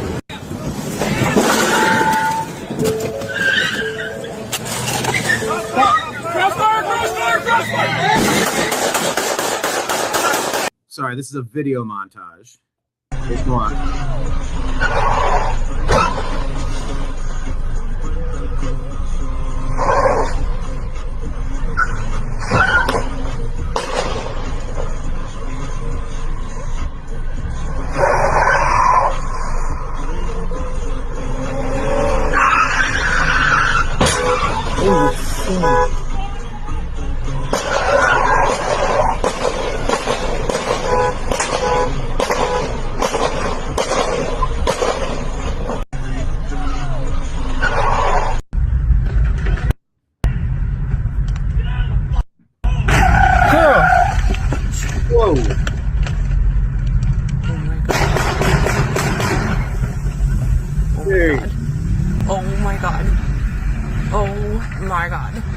What the fuck did we do? Oh my god, the police are...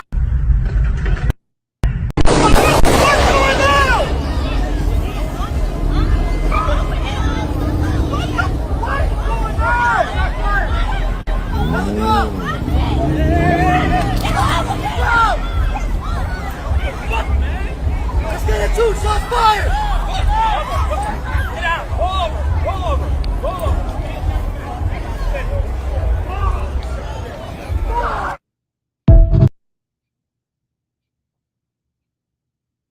Oh, God.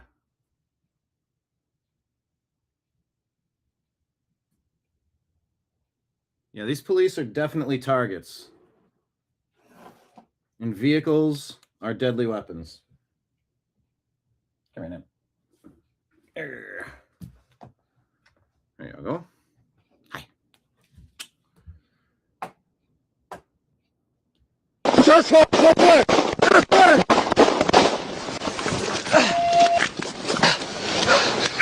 in the car!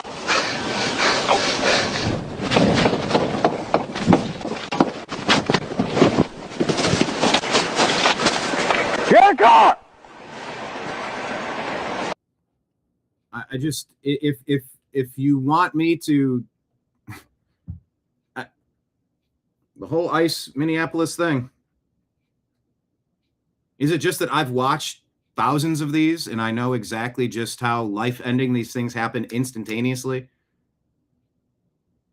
Has everyone not watched this? Like, why are there different opinions on whether it was justified or not? Like, it was absolutely justified what the officer did to defend himself. Put your hands up! Put your hands up! Don't move! Don't move! Stay where you're at. Stay where you're at.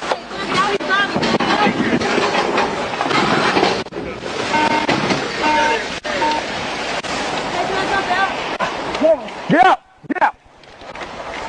I need help, sir. Yeah, hold on.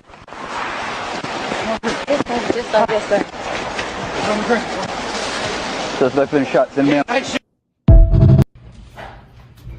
The New York Times and liberals have argued the vehicle did not aim at him. In fact, the officer stepped in front of the vehicle, and they've asked, why did he step in front of the vehicle? However, people on the right have argued the vehicle reverses and lines up with him. Actually, I think it's fair to say both are occurring. The DHS officer is standing to the front right side of the vehicle, and he takes a step to his left as the vehicle reverses. The pan of the camera makes both look a bit more exaggerated, but from the new angle we've seen from CNN, he's not in front of the vehicle, but he is taking a step to his right as the vehicle is reversing and turning to its right, creating this lineup. Now, here's where I see the most important part. As we move forward, we can see, watch the wheels tilted spins to the left, not to the right. And you can then see the wheel spin out. See the wheel spinning out? Yes. That is acceleration into the officer. However, due to what appears to be ice on the ground, I can only assume, it spins and doesn't gain traction. The New York Times, there's two assumptions. Due to ice being on the ground, it spun out and she released the accelerator, or the ECS system, the electronic stability control, stops the wheel from spinning the moment it spins out. So this is something we've had for 20 plus years. After the wheel, which is aimed at him, spins out, which means he heard the engine go boom, he then pulls his gun. The vehicle right now, you can see the wheel is beginning to tilt, is still going forward. Yes. He then points the gun at her and steps to his right. He still hasn't turned. And now she's turning. Right? This is the point. The gun is aimed at her. The vehicle begins its turn. Now, the important thing is you can see the officer's leg right here. Watch his feet slide. His feet slide, okay? He's not taking a step. He's sliding backwards. That's because the vehicle is pressing on him. The vehicle has made contact with his body. He is now being pushed back. And once that happens, he fires the first shot. There's two assumptions. So anyway, just in case any of you had thoughts on this. Grant Godwin says an ICE agent was assaulted 4 times by these violent leftists. Start arresting every single violent leftist. Enough is enough. Yeah. Shame on you!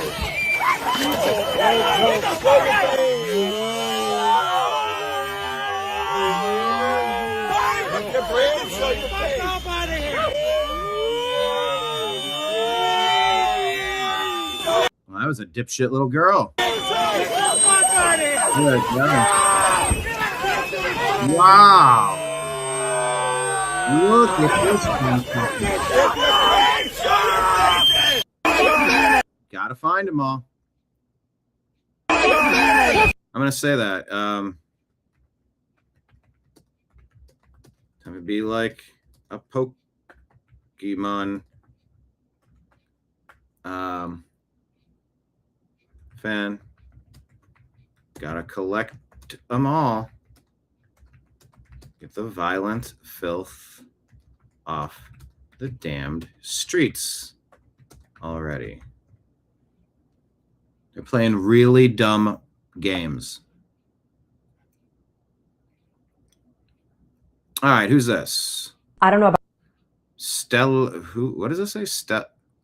Stella Inger Escobedo.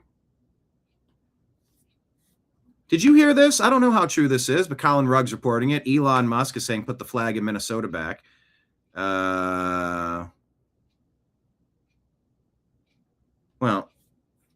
Elon talking about the flag in Minnesota. Is any of this true? I don't know about you, but I'm actually really happy Elon Musk is finally talking about this. But there is so much more to this story. Put the Minnesota flag back, he says. But Americans need to pay attention to this. The flag features an 8-point star, a symbol prominent in Islam, and we're seeing it show up in flags all across the nation. The original Minnesota flag was replaced with a flag that resembles the flag of Somalia, a flat blue design with that 8-point star. Now, this is the same flag that Jackie Toberoff and I have been reporting on for almost 2 years now. Minnesota's original flag, there was nothing wrong with it, reflected the history of the land, a Native American on horseback, and a farmer. Now, this, of course, comes on the heels of Minnesota's massive fraud scandal, so now people are starting to pay attention to this flag, which is great. But Americans need to understand, again, this isn't just happening in Minnesota. Take a look at Reno, Nevada, before and after. Take notice, 8-point star. Look at Kent, Ohio, before and after. Now look at the city of Hutchinson in Kansas. They've actually scrubbed much of the internet of what the previous flag looked like, but it resembles their city seal. They said it was too basic.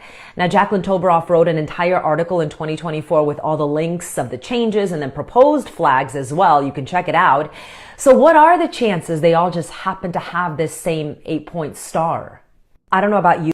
Well, according to Grok, as I asked while that played, because I was curious, Grok says no, there's no credible evidence, documented links suggesting U.S. flags are being replaced with designs featuring 8-pointed star connected to Islam.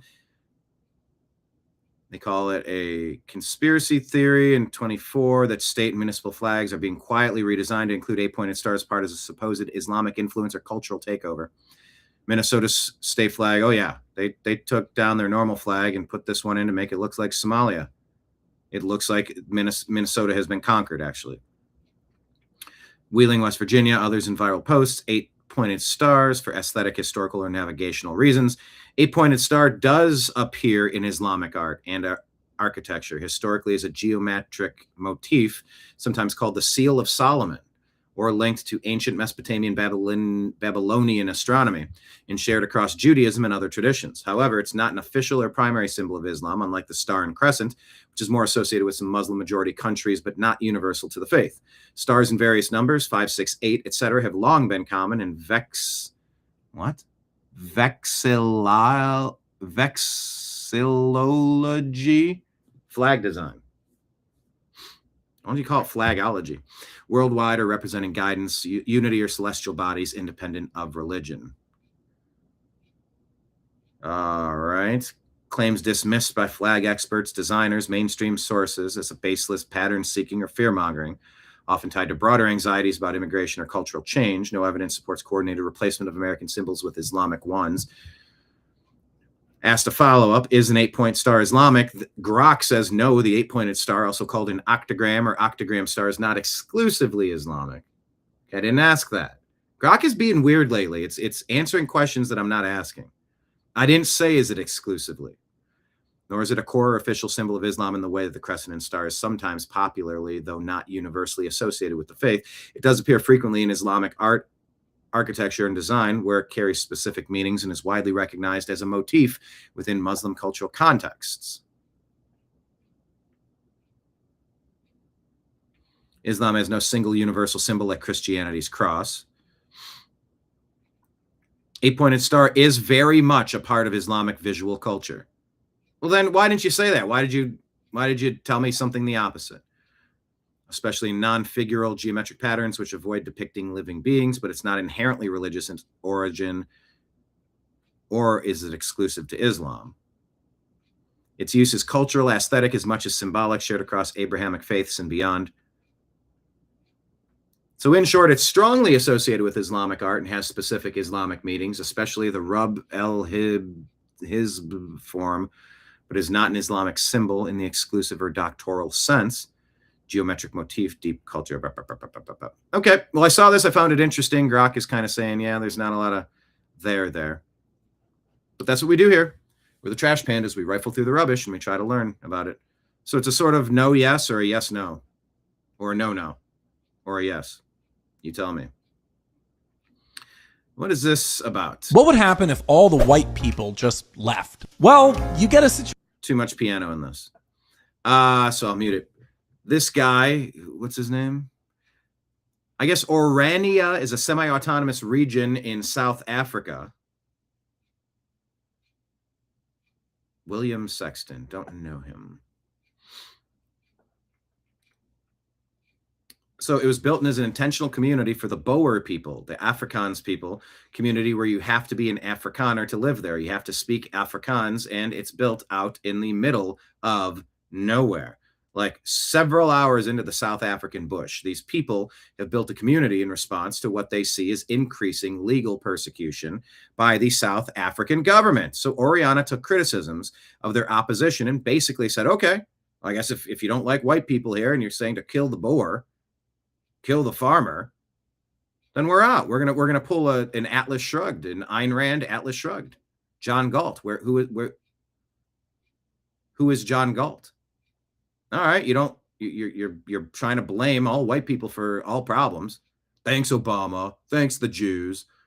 It's like everybody everywhere has a similar instance. In South Africa, all the problems are blamed on the white guy. To the Muslim supremacists and to the, I don't know what you call them, neo-Nazis, they would say the Jews are responsible for every problem. That famous skit, thanks Obama. Obama's responsible for the cereal getting soggy, for the cat shitting on the rug. It's not universal to just blame the Jews, to just blame the whites, to just blame Islamic supremacists, to just blame, every place sort of has their scapegoat. Maybe some of it's rooted in something factual. Maybe a lot of it's unfair. Maybe some of it's a little too fair, but you're not allowed to say it. I don't know. I don't know what version of any of these are. And I'm super I am definitely not very familiar with this Orania, but it's interesting. So he said, all right, no foreign, no ethnic labor, built entirely by themselves, established entirely by themselves, far away from the rest of civilization where anybody was living. And now they're being called racist. Everybody wants to move there because it's nicer than the rest of South Africa. Oraniaites, someone tell me down below the proper terminology. The denizens of Orania live in an incredibly high quality life, working the land, feeding themselves through farming, and just generally enjoying themselves. While the rest of South Africa they left behind, well,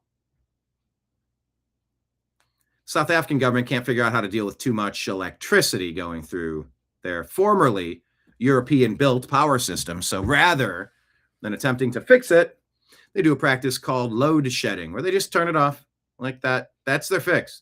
They just turn it off. If you want to know what happens when the whites decide to pick up and leave, well, they were told to leave in South Africa, so they went to a little place in Orania. Not familiar with it, but I'm very interested. I know John B. Wells, former guest of the program, his wife has talked about that, being from South Africa. So I'm very interested. Very, very, very, very interested.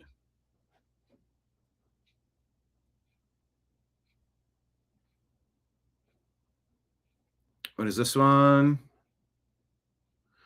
Let's see. Canary Mission says, exposed, the Free Palestine movement has a Hitler problem. There's a lot of music here. But this is just a 2.5-minute compilation of doing the hail and all the Islamists. I want everyone to know how much I effing hate Zionists. Zionist being someone who wants the state of Israel to exist. Lots of Hitler salutes from the Islamic supremacists. So, there's that. There's the Hitler was right people, who are very much the Free Palestine people. Not always, not completely. But yep, this stuff is going all over the place. There's too much music. I can't play it, but it's a 2.5-minute compilation. It didn't happen once. Here's this dude. Who is this guy? I don't know who this guy is, but he's got thoughts on immigration in countries. I want England to be a nation of Caucasian heritage people. Just like if I go to Saudi Arabia, I want to see Saudi Arabians. If I went to China, I see China. England's not in what, 10, 20 years' time, is not going to be Anglo-Saxon Caucasian heritage anymore. It's going to be people who look like me, and that's not going to be a good thing. Why isn't it a good thing? Because they're going to be bringing in an inferior culture. What would you do to stop the small boats? I'd militarize it. I'd tell the military nobody lands on the beach. Get the military to stop it, and I'm sure they could. How do you think they go about stopping it, though? No boat lands on the beach. No boats would land on the... Does that mean sinking them? Whatever's necessary. Even if there's... And right now, people are seeing ICE. They overwhelmingly want the border secure. They overwhelmingly want people removed from the country that broke in here. They haven't undergone a background check. We don't know if they have criminal ties, gang ties, cartel ties, deep state ties, if they're sleeper cell invaders for foreign armies. There's all sorts of competing reasons why you want to check everybody in your country. But now that they're seeing it happen, some people are losing their stomach for it. Well, I don't want to see anyone get hurt. Well, what do you think's happening to Lake and Riley and everybody getting hurt by the illegal aliens? Of course, people are getting hurt, which is why we're getting these people out. 2 to 3 million have self-deported in a year. That's not enough. That's 38 million left that need to go. And if you are here of actual good intent and good purpose, you can get back in line and pay the cover charge and assimilate and get on the list maybe to become a member. You don't just get in because you want to be in. It's a process. It's an application process. I want England to be a nation of Caucasian heritage people. Just like if I go to Saudi Arabia, I want to see... I don't know if there's a second part to this because Saudi Arabians. If I went to China, I see China. England's not in what, 10, 20 years' time, is not going to be Anglo-Saxon Caucasian heritage anymore. It's going to be people who look like me, and that's not going to be a good thing. Why isn't it a good thing? Because they're going to be bringing in an inferior culture. What would you do to stop the small boats? I'd militarize it. I'd tell the military nobody lands on the beach. Get the military to stop it, and I'm sure they could. How do you think they go about stopping it, though? No boat lands on the beach. No boats would land on the... Does that mean sinking them? Whatever's necessary. Even if there's like kids, women on the small boats, they should still be sunk? No boats would land on the beach. I mean, defending your homeland is a pretty simple thing. No boats would land on the beach. Stop doing it. Remember the messages that were sent to Venezuela? Stop sending your drugs here. Stop sending your drugs here. Stop sending your drugs here. Stop sending your drugs here. Boat after boat after boat after boat. Maybe you'll eventually get the message. We don't want your shit here. Stop poisoning our people.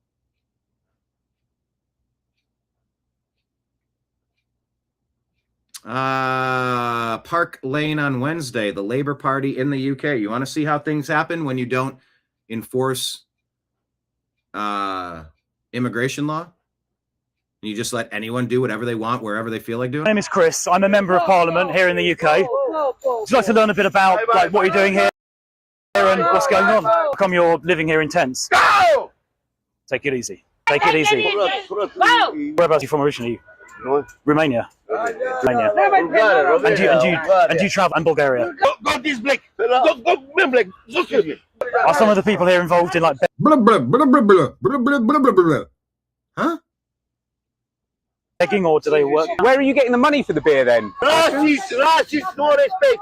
It's not racist to ask questions. You would prefer it if people didn't know what you're up to. No respect to racist. It's not racist because we got pictures of you gambling, because we got pictures of you drinking, because we got pictures of you begging. It's not racist. Don't put your hands on me. Yeah, don't put your hands on people. Take the Shadow Home Secretary and the Daily Express to get them to basically do their job.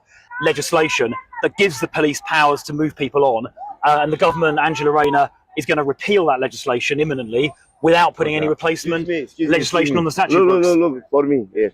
These people, it's not okay. It's racist. It's not. Honestly, no it's not. respect. No respect. It's not racist to raise issues like this. These people. It's not. You have the right to work in the UK. Yes. You got papers. Yes. I mean, we've met people at this site, kind of 15-year-old Romanians, and it's just like, how have you got into the UK and you're staying in a tent in central London? That spot over there is the toilet. Oh my God. They go to the loo. They openly defecate over here. defecate. I think ultimately, if they are Romanian and Bulgarian citizens, they should be returned to their country of origin. Chris Phillip. Come on. You don't let people camp and get wasted and shit in public at your parks. Go home. You weren't invited. Go home. If you were invited, go home. That's not what we do in public parks. We have standards. But the big L libertarians would tell me I'm a bootlicker because I don't want Romanian, Bulgarian public shitters getting drunk in the public park, sleeping in a rundown tent. Right. I'm more libertarian than you are. Just present what? Immigrateful. Should you be concerned about the people that show up at Ohio State campus wanting to be a part of the team? Well, what do you believe in? Well, let's listen to what some of these people believe in. What we as Muslims want to implement here in the United States, we believe the Constitution should be replaced by the Quran. Oh, okay. That's treason. Goodbye. First move that I will do, I will abolish the Constitution and I will That's treason. That's an invasion. establish the only logical and rational constitution, which is the Quran and the Sunnah of Rasulullah sallallahu alaihi wasallam. When it comes to and the blah, blah, blah, blah, blah, blah, blah. to spreading Islam on a state level, on a societal level, that method prescribed is jihad. Jihad, declaring war on people that aren't in their cult. I don't want people coming here that want to declare war on people that will not forcibly change their religious beliefs to comply with an uninvited foreign invader. No, thank you. Allah subhanahu wa ta'ala has prescribed that the ones who don't accept the ruling of Islam, they must be fought. Anyone that doesn't accept the ruling of Islam must be fought. Well, then stay out. No. That's a non-starter. That is oil and water incompatibility. This is simply the command of Allah subhanahu wa ta'ala. And this is simply the reason why you're not allowed here. This is simply the reason why you don't lift the razor wire and let 40 million illegal alien invaders into your home. Those that don't accept Islam, they need to be fought. And we need to change the United States Constitution with the Quran and Sharia law from their mouths. I didn't make this up. I didn't say it. They said it. And these are the people that we don't think on the right, on the conservative, on the Republican side, that these people should be allowed to reside in the United States. These people should not get student visas. These people should not get work permits. These people should not get green cards. They should not get any immigration benefit out there. And somehow, the left calls this free speech. This is not free speech any more than yelling fire in a crowded theater is free speech. You are literally advocating for the destruction of this nation, and your speeches and what you stand for is contrary to the culture of this nation. And people that think this, talk like this, act like this, and support this have absolutely no business being in the United States of America. This is not a freedom of speech issue. This is a national security issue. And somehow it's national security issue, and there's been a breach. We know that bad people have snuck in, and we have to clear it out. Oh, you really want to go around saying papers, please? What is your plan to remove the people who broke in, creating a security breach with incompatible ideologies? What is your plan? If your plan is defund ICE, get rid of ICE, get rid of the police, that's not a plan to me. That's not a plan. Just nonstop complaints about it. That doesn't address the fact that we are at war. We are being invaded, and the Democrat Party is looting America, running up a $38 trillion credit card tab to fund the people that they're trying to replace us with, to fund the people they're trying to use to boost their census numbers so they can have disproportionate representation in Congress, to change the laws and turn this into a permanent deep state operation. No thanks. We have so many indoctrinated, emotional Americans that they're going to be the ones siding with these people for them to be allowed to be here while they are literally advocating for the destruction of your country. Present what we as all right. H.R.H. Eliot, don't know him. This is why Europe will fall soon. Europe will fall in the next 100 years. Too much music.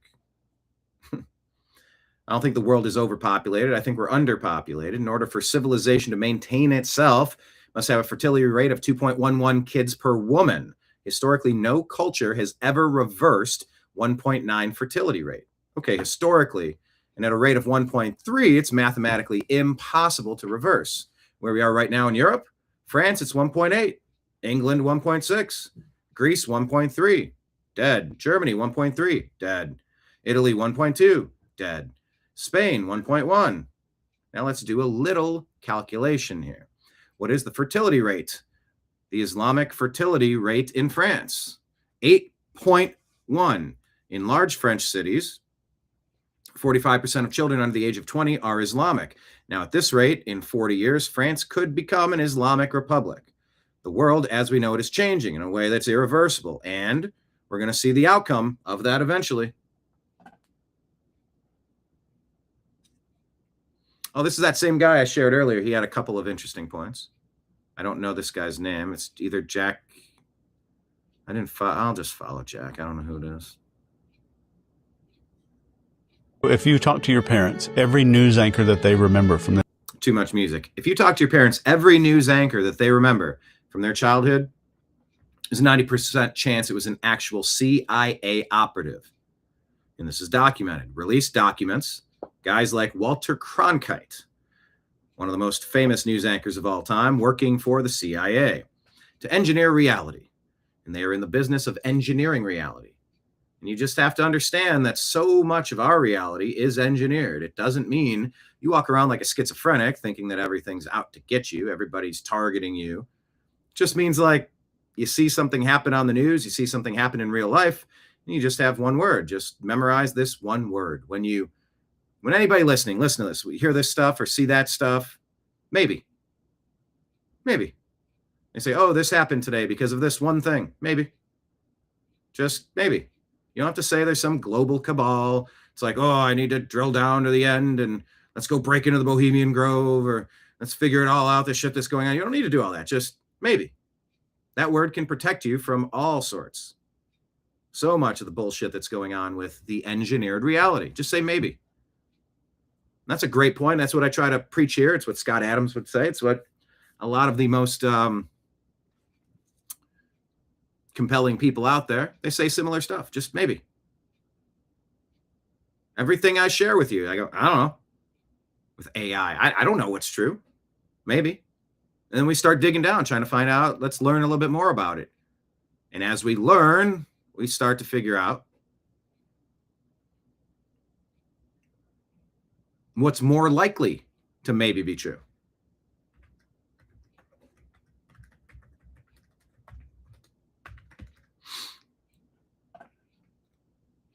It's a good way to process news. Benny Johnson saying that the reservoir is still empty. Palisades, the entire place just burnt to cinders. And there's a famous, we're here, of course, with Michael, who lost his house as well. And there's a famous reservoir, you can kind of see it right over our shoulders there. And you can't walk up to it. Yeah, right there.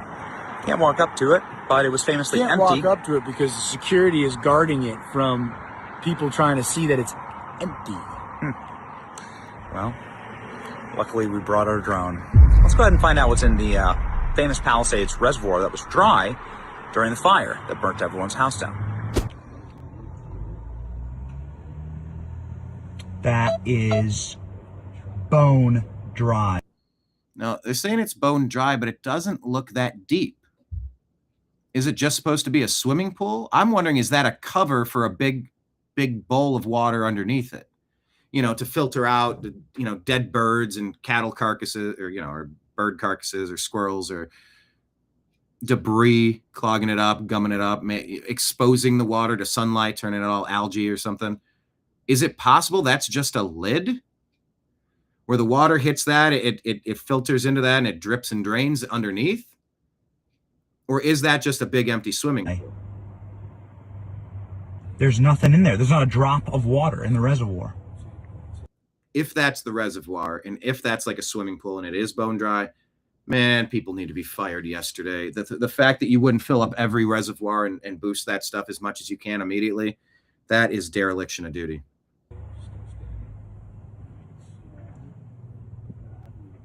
What is wrong with them? They want it to happen again. Jacqueline says, yeah, and we just had historic rainfall a few weeks ago. After all of this, there's nothing in the reservoir. Goodness. Goodness. They want the houses that survived, they want them gone too. Crazy. So what does it tell you that it's empty, Mike? You know, I wish it told me something. They said they were going to fill it. They started filling it. And then, you know, the CEO of the Department of Water and Power decided to drain it again. They keep talking about drinking water. I don't know who's drinking water out of there or why they keep talking about this drinking water. That reservoir was built for one reason and one reason only: protect our community in case of a fire. And that did not happen. So we're up here.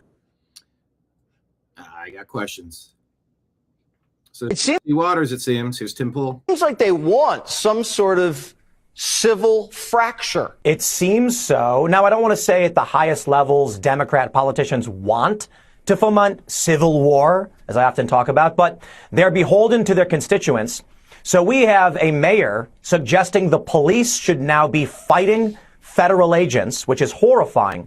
But it's actually quite simple. ICE agents are out on the ground across the country because I asked them to be, because you asked them to be, because the American voter said immigration is a top issue for us. We want Republicans in office. We want Donald Trump in office, and we want this problem solved once and for all. So what are we seeing? Violent extremists who oppose our democracy and the will of the people. That video you showed where they put the tow rope and rip out the weapons locker, that's not the only one. There were other vehicles they ransacked. There's a video purporting to show a man stealing what appears to be a rifle from a federal vehicle and ammunition, as well as patches, tourniquets, and other objects. This is not a protest. This is not a riot. These are political extremists, and it's overt terror. I'll tell you when it upgrades to terror, when these people are reading the names of the agents on camera, which they did after they ransacked the vehicle, after they leaked their names, and apparently went and found their private vehicles. So we're at a whole new level. It seems like they want some sort of civil... Yeah, yeah, I'll type that. They desperately want a Crispus Attucks moment button. They're pushing for it. All right, in the like I said, if I see Charlie Kirk, I share Charlie Kirk. I didn't used to watch a lot of his stuff. You know what? So here's a little compilation of him. You know, he used to be out there every day debating people, and his humor will be missed. Carbon dioxide is? Yes. You want to see it? The difference between biology and what we think So about. I want to thank you for proving a great point. What? You are why we should eliminate the Department of Education. Not like eating. Are you married? Yes, with 2 beautiful children. Wow, good for you. I could tell you're not married. Again, I get asked by Democrats all the time, Charlie, why did we lose the election? Oh. Thank you. So I know you're obviously very anti-trans. No, I'm pro-reality. Hello, Charlie. What's your name? None of your business. Okay, hello, nice to meet you, none of your business. Droopy Dog. Off the top rope with some info. Santa Ynez Reservoir is a 117 million gallon reservoir in the Pacific Palisades, Los Angeles, California. The reservoir covers 9.2 acres. Yeah, what I was looking at, I wondered if that was a lid. And is it deeper underneath? And that's just how the water hits that area, is filtered in, and then it's stored underneath out of the sun so it doesn't turn to algae and what? Or is that just a bone dry swimming pool that we looked at? I don't quite know. Thank you for that, Droopy Dog. Appreciate you. Have you ever eaten an egg before? That's yes or no. Have you ever eaten an egg before? Scrambled, yeah. Why don't you believe that white privilege exists? I just want to get your understanding first, and then we could go from there. You ask this question every single time. If someone's been brainwashed and they want to hit you with that and try to make you feel bad or try to make you shut up or try to get their way, you just ask them this question. Well, let's just, is there anything that you can't do that I can do? No, we could do the same things if we put our minds to it. Good. Then there's no white privilege. Done. It's that easy. I would find it to be an injustice if there were things that people couldn't do. If there were privileged things you could do or couldn't do. It's not the case. This country's been bending over backwards for 50 years, being racist, implementing racist, discriminatory policies against white, straight Christian men, as I've said over and over again, in an effort to overcompensate for things that may have happened in the early 1900s, mid 1900s, the 1800s, the 1700s, 1600s. Okay. Two wrongs do not make a right. And now everybody has the same opportunity. When I lived in Los Angeles, I lived next door to my buddy Izzy. I knew him at 5 years old. I met him as a 5-year-old little kid playing out, and he'd be out there. I taught him to garden, taught him how to use power tools. At 10 years old, I knew him, half his life from 5 to 10. And at 10, the situation arose where he needed a place to stay. And so I fostered him. I got into the foster parenting program. Custodian, I don't know what exact terminology it was. And it's a long, painful, expensive, drawn out, annoying process to try to foster someone. But I did a temporary foster, and then we were able to reunify with and get him. But like I often said to him, I'm like, buddy, I went from having no kid to a 10-year-old overnight. It's not a white kid, it's a black kid. I go, I don't know what it's like to be black. I don't. But I will tell you this, there's a lot of people out there that are going to be putting a bunch of garbage into your brain. Don't listen to it. Don't listen to it, man. There's nothing that you can't do if you decide to put your head down and work for it. Stay out of trouble and go accomplish your tasks. Go achieve your dream. You got to work. You got to work for it. There's nothing this country doesn't allow you to do because of what you look like, because of your skin. Don't take that shot. It's poison. Don't do it. So I said that to him all the time. I'm like, I've just for 6 months, I'm gonna give you as much good advice as I can. I hope some of it sticks. And you know what? He just graduated. He's joining the military. Just met Pete Hegseth, actually, at his swearing-in ceremony. Super cool. 18 years old. Didn't knock up a girl. Didn't get arrested. Finished high school. I couldn't be happier. You know, an at-risk youth with hurdles to surmount, as we all have. None of your hurdles are more important than others. Yeah, but there's like a historical context. Okay, yeah, well, that's a cool story about something that didn't happen to you.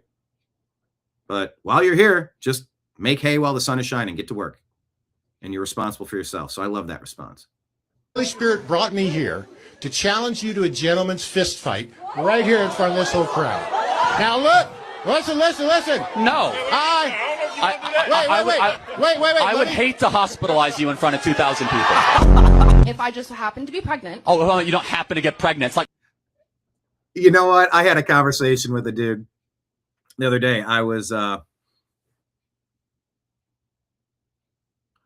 Droopy Dog, though, saying, wow, I went to Google Earth to check out the reservoir. Droopy Dog is Jamie today. Thanks, Jamie. Can you pull up the stats on the Santa Ynez reservoir, please?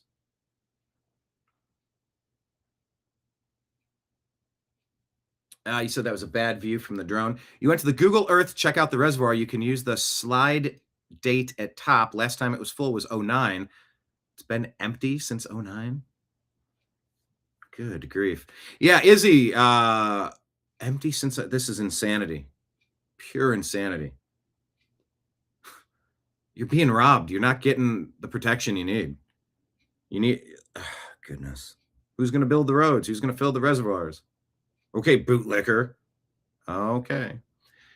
Kenneth says, sportscaster in the future for Izzy. Yeah, make sure you check out this week's episode of Strictly Football. That's myself, Mike Barra, Jim Mitchell, and Ezrael Robinson on Strictly Football, brought to you by the Unhappy Hour here on the New American Media. Season 2, episode 26 is out on Rumble and YouTube. Hit like, hit subscribe, follow it. There's a podcast. It also is under the Unhappy Hour Sports Show podcast. We are trying to get some more subscriptions over there, if you could do me a favor. I know some of you jumped over on Rumble today. Thank you for that. It boosts the algorithmic reach, they say, and also the podcast. The Agree to Disagree show and the Unhappy Hour Sports Show. Please subscribe to our podcast for free on Spotify and Apple or wherever you get your stuff.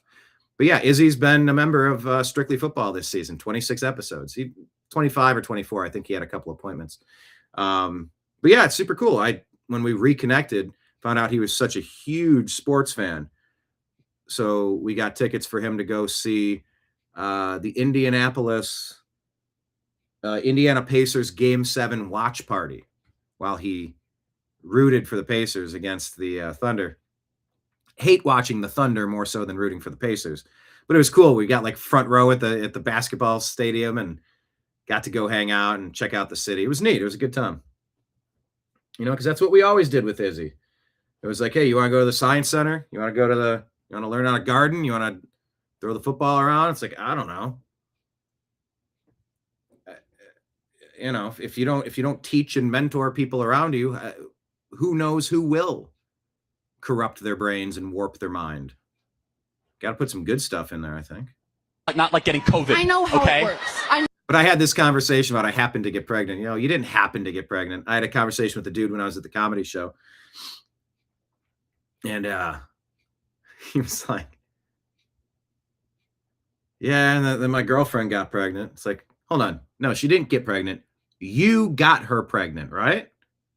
He's like, well, yeah, but you know, she's always like, you know, she tracks her rhythm, her cycle, and she was supposed. I go, dude, if you didn't pull out, she didn't get pregnant. He goes, I know, I got her pregnant. And it's like, you got to own some accountability for the things that you're doing. That's a universal lesson that helps everybody. More accountability for the actions that we're taking. But yeah, Izzy on Strictly Football. I know how it works. You don't get the flu. Yeah, getting pregnant's not like getting the flu. I caught the flu. I caught a kid. Oh, that's a good question, actually. That's a great question. But I don't care. That's a good question. But I don't care. Wait, hold on. How is it any different than a professor talking to you? Than a professor talking to you? Who are you? Well, important enough for you to come up to a microphone. Are you actually going to let me talk for longer than 5 seconds? Go ahead. You keep interrupting me. Every time I actually try to... Every time... Yeah, I know. So get on with it. Get on with it. Do you ever have these conversations with women? And okay, go. No, but like I was saying, every time I try to talk, you're allowed to talk. Just finish your point. Right. But you kept interrupting. And every time I tried, you've had 3 opportunities to make your point. Go ahead. Well, every time I talk, you're just repeating yourself. You're on a repeat loop. It's ridiculous. Make your point. I don't know where that comes from, but so many of them do it. I try to actually explain my point and have a reasonable conversation with you. Oh man, I'm gonna miss this guy. He was the GOAT. Rest in peace, brother. We'll take it from here, man. Music. Rest in peace. We'll take it from here. Checking in on this Somali scandal in Minneapolis. Here's Steve Bannon with the other guy. Yeah, but what videos? David Hoke. What got you interested in doing it, and how long have you been doing this research into this vast fraud that's so much deeper and broader than just the daycare centers? What got you? What initiated you into this, and why have you been doing it for so long? Well, Steve, I was born in Minneapolis. I graduated from Annunciation Grade School, which had that terrible shooting last July. I graduated from Washburn High School in Minneapolis. I graduated from the University of Minnesota in Minneapolis. And my office is in Minneapolis, and I'm sort of on the outer edge of this, what we call Little Mogadishu. And I started to see all these childcare centers, and I go, geez, I mean, we got more child care centers than we do children in Minneapolis of what is going on here. And so I started to look into who owns these child care centers, and every single one of them was Somali. And then I would see all these transportation vans going around with a Somali driver, but never, ever, ever in 7 or almost 8 years have I seen a passenger in any of those vehicles. And I said, what is all this? And that's how I dove into all of this network.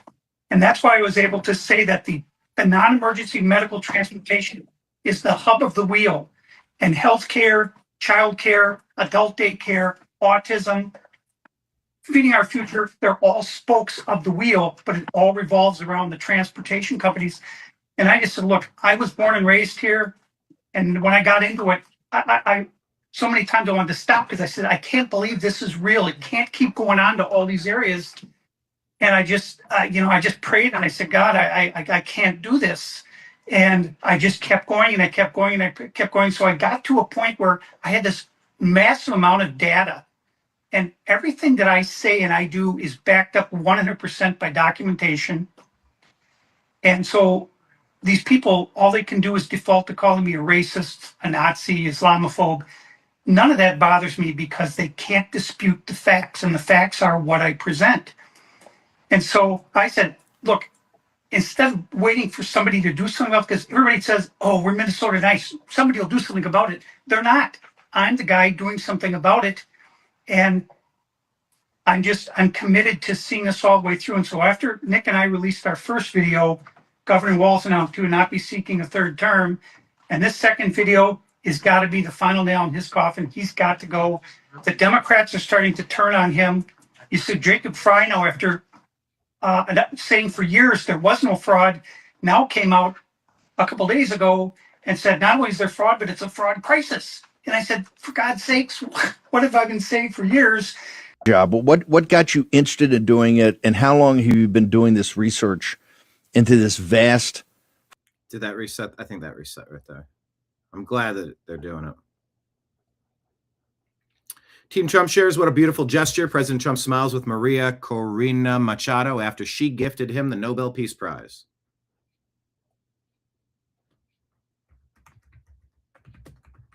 Peace on Earth button.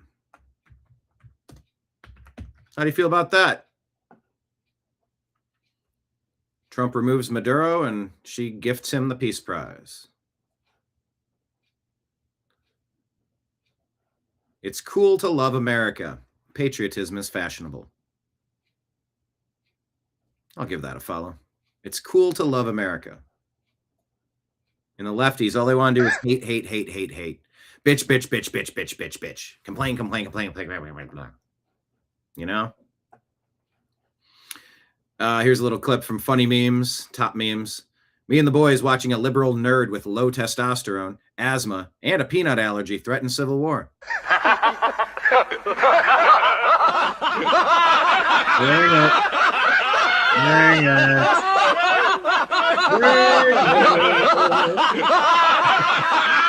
What is this one? I don't know what this is on. It looks like Team America. But it might not be Team America. That is kind of funny. I don't want a civil war. I just want things to make sense. Here's another one. Here's what it's like watching Democrats tell ICE to stop wearing masks after demanding we all wear masks since 2020. You know, you have to wear masks, as if that cloth thing did what they claimed it did, which it didn't. Now you can't wear masks. Oh, okay. Okay, I get it now. It's hard to keep up here. Hard to keep up.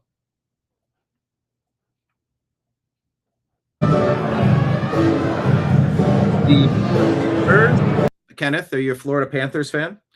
Go to the White House.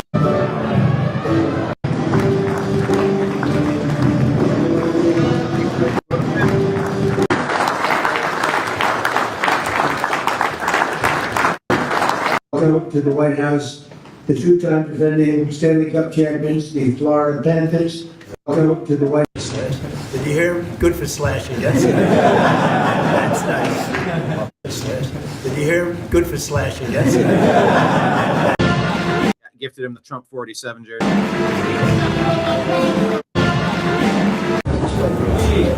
There it is, the Stanley Cup. Have you ever seen the Stanley Cup? I worked at the world's largest talent agency out in Beverly Hills for a while, and they got a message on the email, said, hey, the Stanley Cup's across the street. If you want to go at lunch, take a picture with it. I don't know where that picture is. I got to go on my old devices and make sure I have all my photos in a row. I don't know.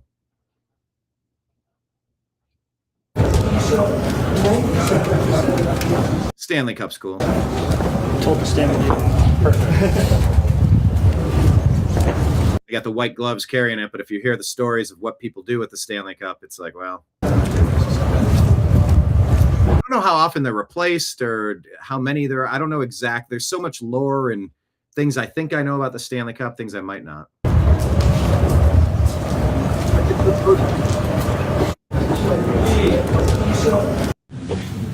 Excellent. Beautiful. So, Excellent. Beautiful.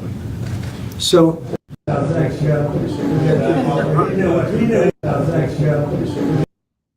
Congratulations to Florida for keeping it from the Canucks.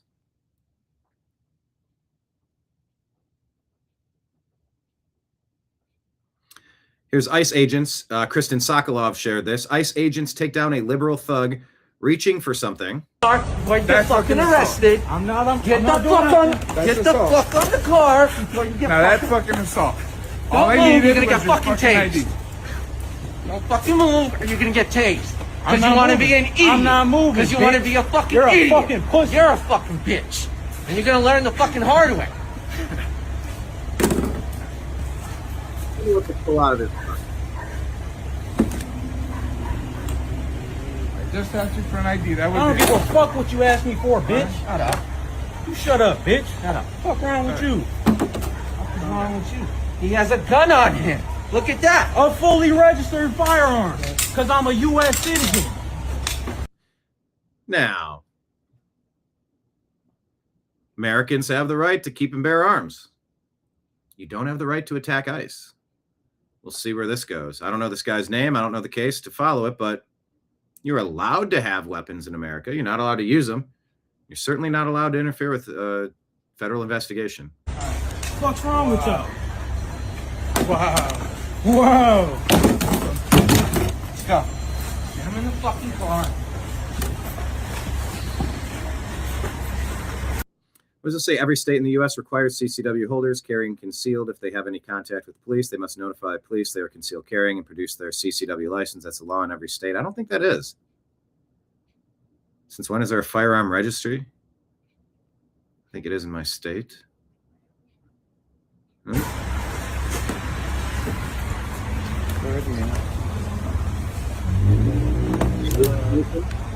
a vax.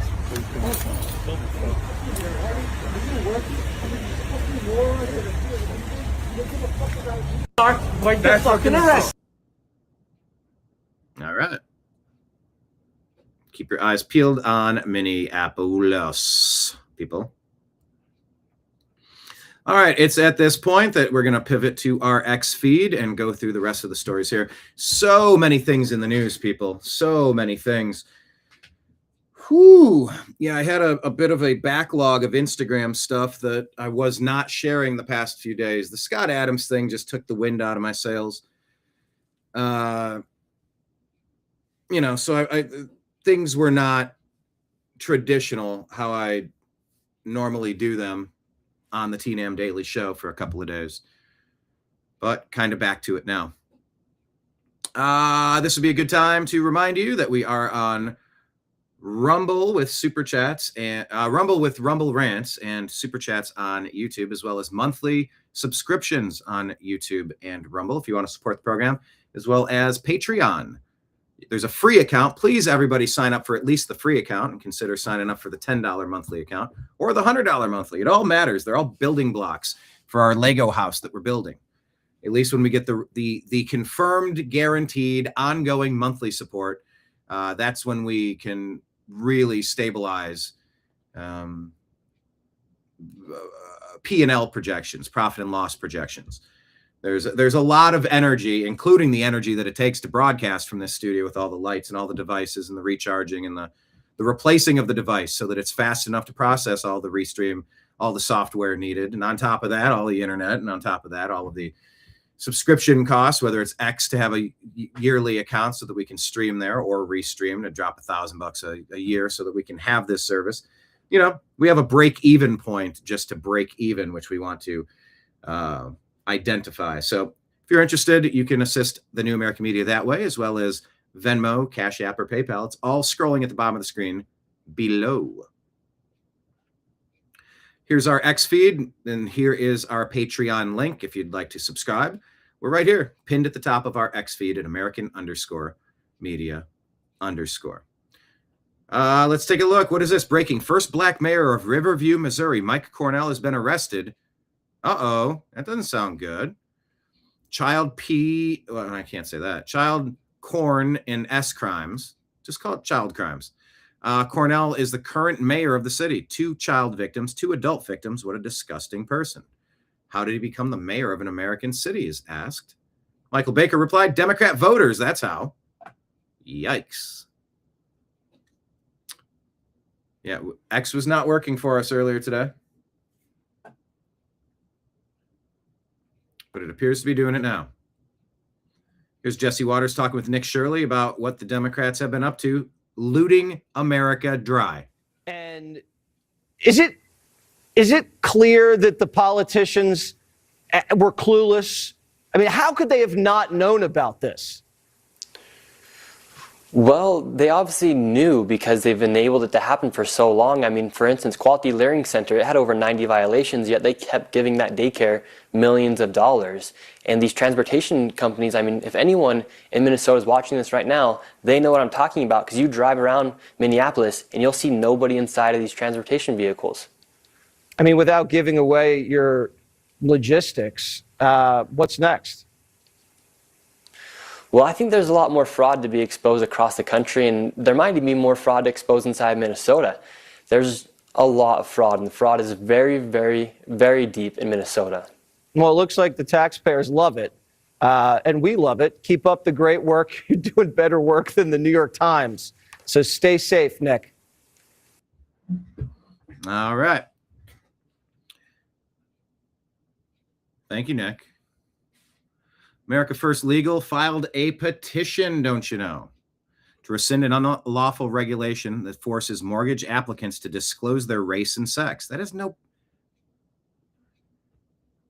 You know how often I've ever put that stuff down? Never, because it's always used against me. You want to talk about if a policy is in place of white supremacy or America has systemic racism. Yeah, against white people. It's always been favoring non-white people my entire life. Why would I ever put something down so that I could be discriminated against? No, thank you. This stuff, we are so overdue for this course correction. Just returning to a pure meritocracy. Get the score, get admission to Ohio State. You know, play well on the field, get the invitation for a scholarship. It's not just, well, we don't have enough running backs from the country of India, so we need to sign a couple Indian running backs. You go, what? No, you sign a good running back. You don't. What? Well, there's not enough Eskimos playing on the Buckeyes. What? Who cares if there's a good Eskimo, sign them. If there's not, then you don't. Like, I don't care what anyone looks like. Lending decisions based on merit and credit worthiness should be the case, not race or sex. Thank you, America First Legal. Elon is saying about the open AI model. ChatGPT says the documents are legitimately bad for open AI, and Elon just lays it down because he's been there since the beginning, I guess. Elon says that they stole a charity. It's plain and simple. So keep your eyes peeled for open AI. Not so open now, huh?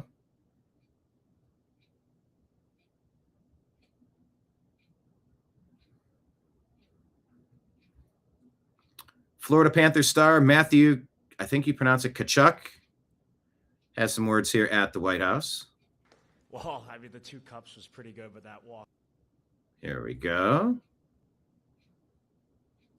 Well, I mean, the 2 cups was pretty good, but that walk with you might have trumped it all there. That was pretty amazing. No, I just want to say on behalf of the whole organization and mainly the players, we are so honored to be here, being an American. I know I said it last year, but I mean, nothing beats this. I'm so proud to be an American and so proud to be here with you and everybody else. So, but like I said last year, winning, it takes a toll. You pay a price for it. And each one of these members behind me, like, it really does take a village to make it happen. And each person played a very, very important part in it. And coming down to Florida, thanks to Vinny Viola and Bill Zito, has really changed my life. And I cannot believe that 3 years later we have 2 Stanley Cups. And like Vinny said, we are not stopping now. We hope to be here next year. So that's the plan. And, you know, representing you and the millions back here next month in the Olympics will be one of the highlights of my life as well. So thank you. Very nice speech. They're all wearing red ties, which is pretty cool.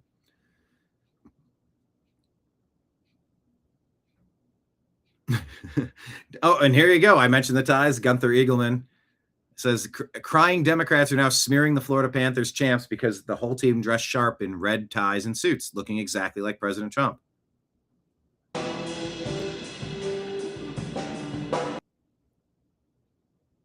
Yeah, they dressed up. Good for them. Red ties for all. Anyway. Looks like they might have found one of the people protesting with Ilhan Omar one day, says Mario Knopfel, then attacking FBI vehicles the next. University is already scrubbing her from the website. The speed of the cover-up tells you everything about how connected this lady was.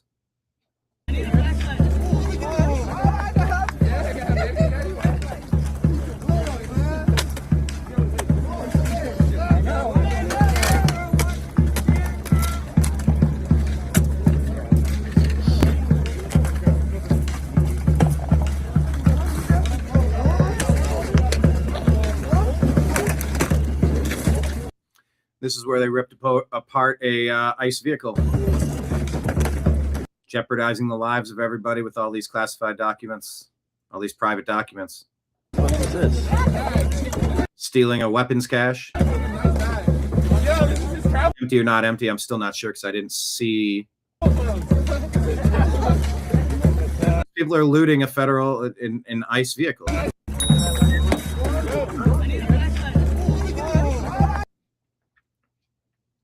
I don't know, but we'll see. We'll keep our eyes peeled on it.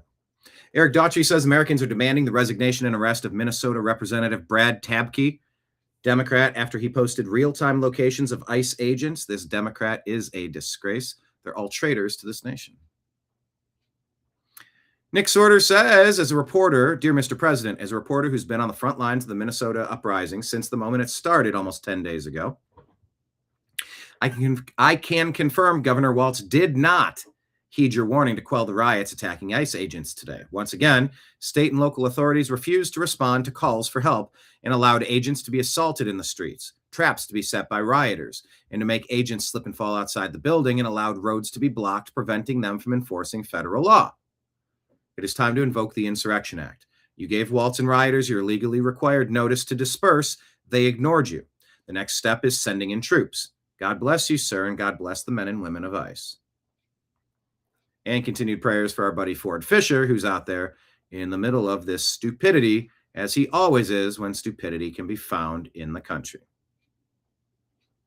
Let's just post here. It says, President Trump said, if the corrupt politicians of Minnesota don't obey the law and stop the professional agitators and insurrectionists from attacking the patriots of ICE, who are only trying to do their job, I will institute the Insurrection Act, which many presidents have done before me, and quickly put an end to the travesty that is taking place in that once great state. Thank you for your attention to this matter. This guy tried to frame a question in a really ridiculous way, and Carolyn Levitt was not having it. John, I think you might have sent this one to me. I don't recall if I played this yesterday, but I did share it yesterday. Take a listen. Earlier, you were just defending ICE agents generally, and earlier on, Secretary Nolan spoke to the media, and she said, among other things, that they are doing everything correctly. 32 people died in ICE custody last year. 170 US citizens were detained by ICE. and Renee Good was shot in the head and killed by an ICE agent. How does that equate to them doing everything correctly? Why was Renee Good unfortunately and tragically killed? Are you asking me my Yeah. opinion? Because an ICE agent acted recklessly and killed her unjustifiably. Oh, okay. So you're a biased reporter with a left-wing opinion. What do you want me to do? Yeah, because you're a left-wing. What do you want me to do? Maybe objectively look at it and not take a spin that didn't happen and maybe tell the truth. Because an ICE agent acted recklessly and killed her unjustifiably. Oh, okay. So Acted recklessly and killed her unjustifiably. I don't know how you can watch it. This is what Scott Adams talked about. You're watching two movies playing on the same screen. The same piece of footage, and depending on how you want to root for your team, you'll yell at the referee because it was inbounds. But if you're on the other team, you'd yell at him because it was out of bounds. Maybe your rooting interest is clouding your judgment, but objectively speaking, this guy, how he's framing this, is absolutely incorrect. Killed. Are you asking me my Yeah. opinion? Because an ICE agent acted recklessly and killed her unjustifiably. Oh, okay. So you're a biased reporter with a left-wing opinion. What do you want me to do? Yeah, because you're a left-wing hack. You're not a reporter. You're posing in this room as a journalist, and it's so clear by the premise of your question. And you and the people in the media who have such biases but fake like you're a journalist, you shouldn't even be sitting in that seat. But you're pretending like you're a journalist, but you're a left-wing activist. And the question that you just raised and your answer proves your bias. You should be reporting on the facts. You should be reporting on the cases. Do you have the numbers of how many American citizens were killed at the hands of illegal aliens who ICE is trying to remove from this country? I want to ask Dan Johnson the same. I haven't seen a single positive ICE post in a year from him. Not a single positive post. How many monsters have been removed by ICE while you're out there just demonizing ICE and twisting this to turn it into rage bait when it doesn't need to be? It should be a teachable lesson of, hey, guys, you can be observers, but you have to park on the street. You can't block the street. If you're getting arrested, get arrested. Don't end up in a firefight, and certainly don't speed your cars into hitting ICE agents. There's lessons we can learn here. You can participate and be observers, but you can't do it that way. They didn't say that. Not a single one of them said that. Jacob Frey said the exact opposite and called them murderers. You're a left-wing activist, and the question that you just raised and your answer proves your bias. You should be reporting on the facts. You should be reporting on the cases. Do you have the numbers of how many American citizens were killed at the hands of illegal aliens who ICE is trying to remove from this country? I bet you don't. I bet you didn't even read up on those stories. I bet you never even read about Laken Riley or Jocelyn Nungray or all of the innocent Americans who were killed at the hands of illegal aliens in this country. And the brave men and women of ICE are doing everything in their power to remove those heinous individuals and make our communities safer. And shame on people like you in the media who have a crooked view and have a biased view and pretend like you're a real honest journalist. Thank you, Carolyn. Nick Sorter says breaking rioters are attempting to break down the fence outside the Minneapolis ICE facility, but another rioter jumps in and says, we don't have the numbers yet. This is why the Insurrection Act must be invoked now before it's too late. I agree.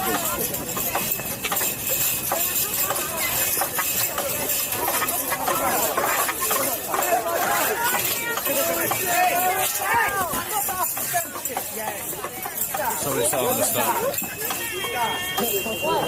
Oh shit, they're coming deep. Oh fuck. The gate's open. Oh shit. They destroyed lives, dude. It comes really easily from the right dude to say to keep the peace. They destroyed lives, dude. It's easy for a white guy to say to keep the peace. But I'm asking, what are we even looking at here? This guy's just casually walking through this. This gate's lower than that gate. It's not even connected. Is this all just propaganda? I mean, he just walked out of here. You see this? This guy just nonchalantly from one side to the other. What a dopey thing. BBC News says ICE agent shoots Minneapolis man in the leg. Only problem is Libs of TikTok reports the Minneapolis man is an illegal alien invader from Venezuela who tried to beat an ICE agent with a shovel, by the way. But nice job trying to frame it like it was a Minneapolis resident. Minneapolis man So take a look. Nick Sorter shows us rioters are now pouring buckets of water right outside the driveway of ICE Minneapolis in order to make agents slip and fall when they're attempting to make arrests. This is disgusting. People are literally doing Looney Tunes gags on ICE, and we're supposed to feel really bad about that? Says the Anon.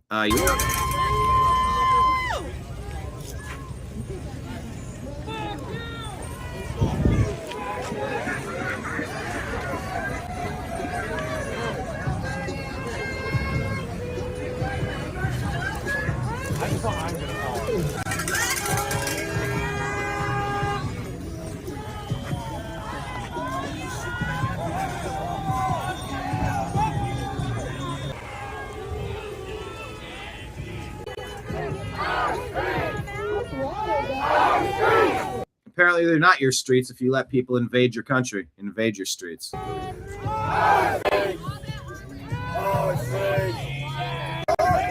Yeah, right. Good times.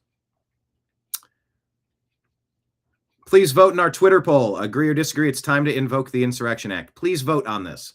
If you're on X, please jump over, scroll down a couple, and find our poll. Is it time to invoke the Insurrection Act? Please vote in our X poll and share it. Governor Tim Walz put this out, and it says, I'm making a direct appeal to the president. Let's turn the temperature down. Stop this campaign of retribution. This is not who we are. And an appeal to Minnesotans. I know this is scary. We can and we must speak out loudly, urgently, but also peacefully. We cannot fan the flames of chaos. That's what he wants. Okay, asshole. It's not about Trump. It's not what he wants. He wants the illegal aliens out of the country. He doesn't want chaos. Your chaos brought ICE. ICE didn't bring the chaos. Don't get it twisted.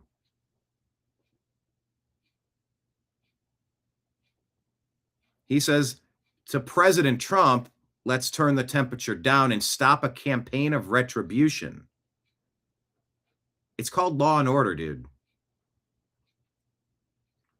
U.S. Immigration and Customs Enforcement says the buck stops with you, Governor. Tone down the hostile, inflammatory anti-ICE rhetoric, honor our immigration detainers, and work with ICE to remove criminal illegal aliens from Minnesota streets.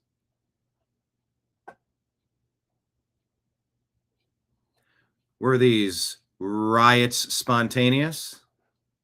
I can tell you, generally speaking, that these protests, whether it's Minneapolis or LA or Portland or where have you, aren't spontaneous. They don't magically appear. Most of these individuals aren't even from those respective areas. But more importantly, behind that, someone has to pay for it. Somebody has to pay for the transportation. Somebody has to pay for the signs. And when you find things like every single person is holding the exact same sign on the exact same piece of wood and the exact same placard, they didn't get together beforehand and do that. It is an organized, in my opinion, effort to criminally disrupt and cause chaos into our communities. And this FBI is investigating every single organization and person responsible for paying or contributing in any way to the organization of these protests, and also going after those actors, the criminal actors at the protests themselves. I can tell you, generally speaking, that... All right. Yep. Jim Ferguson. They weren't spontaneous, planned, funded, coordinated. Someone paid for travel, signs, and organized the chaos. Deliberate destabilization. Follow the money. Buddy Carr is calling for Dr. Verma's Georgia medical license to be revoked. If you can't answer a basic biological question relevant to patient care, can men get pregnant? Then you have no business treating patients, especially as an OBGYN. The Georgia Composite Medical Board will be receiving a letter from me later today on this issue. Thank you, Mr. Chairman. Since you bring it up, why don't we just start there? Dr. Verma, I wasn't sure I understood your answer to Senator Moody a moment ago. Do you think that men can get pregnant? I hesitated there because I wasn't sure where the conversation was going or what the goal was. I mean, I do take care of patients with different identities. This is a lot of words to say no. I take care of many women. I take care of people with different identities. And so that's where I paused. I think, yeah, I wasn't sure where you were going with that. Well, the goal is just the truth. So can men get pregnant? Again, the reason I paused there is This goes on and on. We played it yesterday. It's insane. Sarah Sizzle says, why would a mayor destroy his own city? cover up massive fraud, perhaps? Play button. Nice to get the F out of the city. Sure, you know, Mayor Fry seems to, again, Matt, we've said this many times, choose illegal aliens and criminal illegal aliens over the American citizens in his city. Let me say that again. He chooses criminal aliens, aliens that would harm children, kill, rape, and maim American citizens. He chooses them over his own citizens. Respond. Yep. So they're saying this is Mira Altobel Resendez, who stole federal property in Minneapolis in this video. Oh, what do you got? I have paperwork. Oh boy, what do you got? I have paperwork from these vehicles with full FBI, first, last names, phone numbers, emails, First, last names, and emails. She's putting hits out on these people. addresses. Oh wow. It has how they it has where they take. If that's the person, they are in deep. They're saying it's a mini. Our buildings to occupy.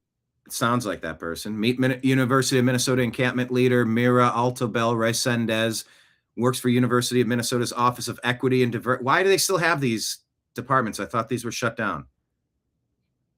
The straight white Christian male discrimination offices. As an access specialist. Previous recordings of mine indicate advanced knowledge of yesterday's occupation. Altobel Resendez seems adamant that the student coalition at the University of Minnesota plans to escalate this fall semester by occupying buildings, vandalizing homes of the Board of Regents, and marching in the streets and shutting down campus. There are Board of Regents members' houses to decorate. And as always, there are streets to march in and there are campuses to shut down. And so and she's still employed? So we need to be taking even more militant actions even than the encampment. Oh my God, like top 3 experiences of my life, chasing riot cops away. That was incredible. Oh, you're so strong. We need to go into the fall, like ready to punch administrations in the gut. It means a lot to be able to. How is this person not immediately fired? Are they still employed? There's no way this person could still be employed with this video up. Sort of punch the administration in the gut to sick a mob on their house and decorate a house. You know what that means, to terrorize these people.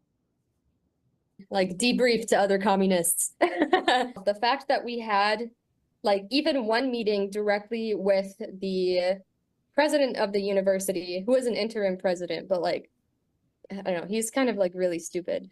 He let us walk all over him. Plus with the new president. He let us walk all over him. Yeah, that sounds stupid to me, actually. We don't really know how her tactics are going to be. Almost as stupid as you saying this stuff out loud, thinking you're going to get away with it. We know that bourgeois mainstream media is not our friend, and so we need to maintain control over the narrative by being ready to talk to media when they inevitably come to us and are like, what do you think of Hamas? It's like, okay, that's not what we're doing here. I am full-time staff at the university. And also, what do you think of Hamas? We know what you're doing here. So like I couldn't get to my job. Your job? How the fuck are you employed? The rest of them were students. How are they going to get to their classes? And one of them was even a freshman living in a dorm who now was banned from the part of campus that had their dorm. So how are they supposed to live their life? Humboldt SDS really gave us a fantastic example with that 8-day occupation of like an important building on campus. That is something we've kept on the back burner of our minds as a possibility, because that would really, really piss them off. They're domestic terrorist right here, still employed by the University of Minnesota. That's insane.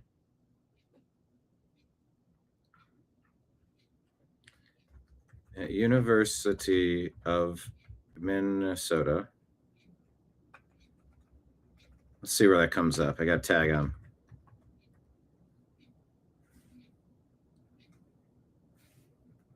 Will it pop up?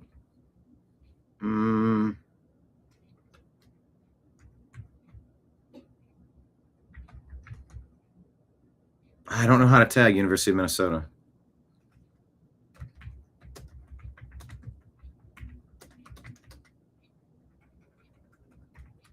How is she still employed? That is wild. The Ned head. The head of Ned, Damon Wilson, makes $469,000 in that role. Ned is funded by the U.S. State Department, whose head makes $250,000 a year. Why does the Ned head make almost twice the salary of the Secretary of State? President of the U.S. has a $400,000 salary. Why does the president of Ned have a higher salary?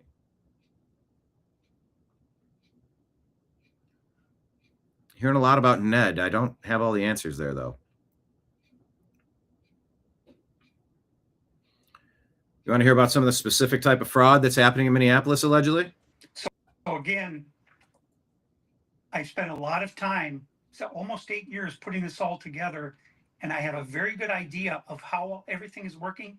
The one wild card that I can't quite figure out is that the Somalis have set up a number of long-haul trucking companies here in Minneapolis. And I'm not really sure what this is all about, but I have a pretty good idea. You know, if you buy a luxury vehicle here and you ship it to LA or New York and you put it on a boat and you send it to Kenya, you can get 3 or 4 times what you paid for it here over there. And Steve, you can see that Lamborghini was going to open a dealership in Minneapolis on 394. And they were going to target the Somali community. Why? Because the Somalis pay cash. They won't pay interest. Have cash. Right. But hang over a if second. the car's worth $300,000, you can sell it for $350,000. Yeah. So again, I spent a lot of. I do a good Bannon impersonation, trying to get someone cash. They won't pay interest. Have cash. Right. But hang over a if second. the car's worth $300,000, you can sell it for $350,000. It works, and I know when he's on a hard out, I get why he does it, but it is funny. All right, some of these stories are ones that I shared as well. What is this? Libs of TikTok says Mustafa Kasubahai, Biden-appointed judge, has blocked the federal government from accessing Oregon's voter data. Stephen Miller says they load illegal voters into the rolls, they harvest their votes, and then they appoint judges who they know will cover up their crimes. That's not good.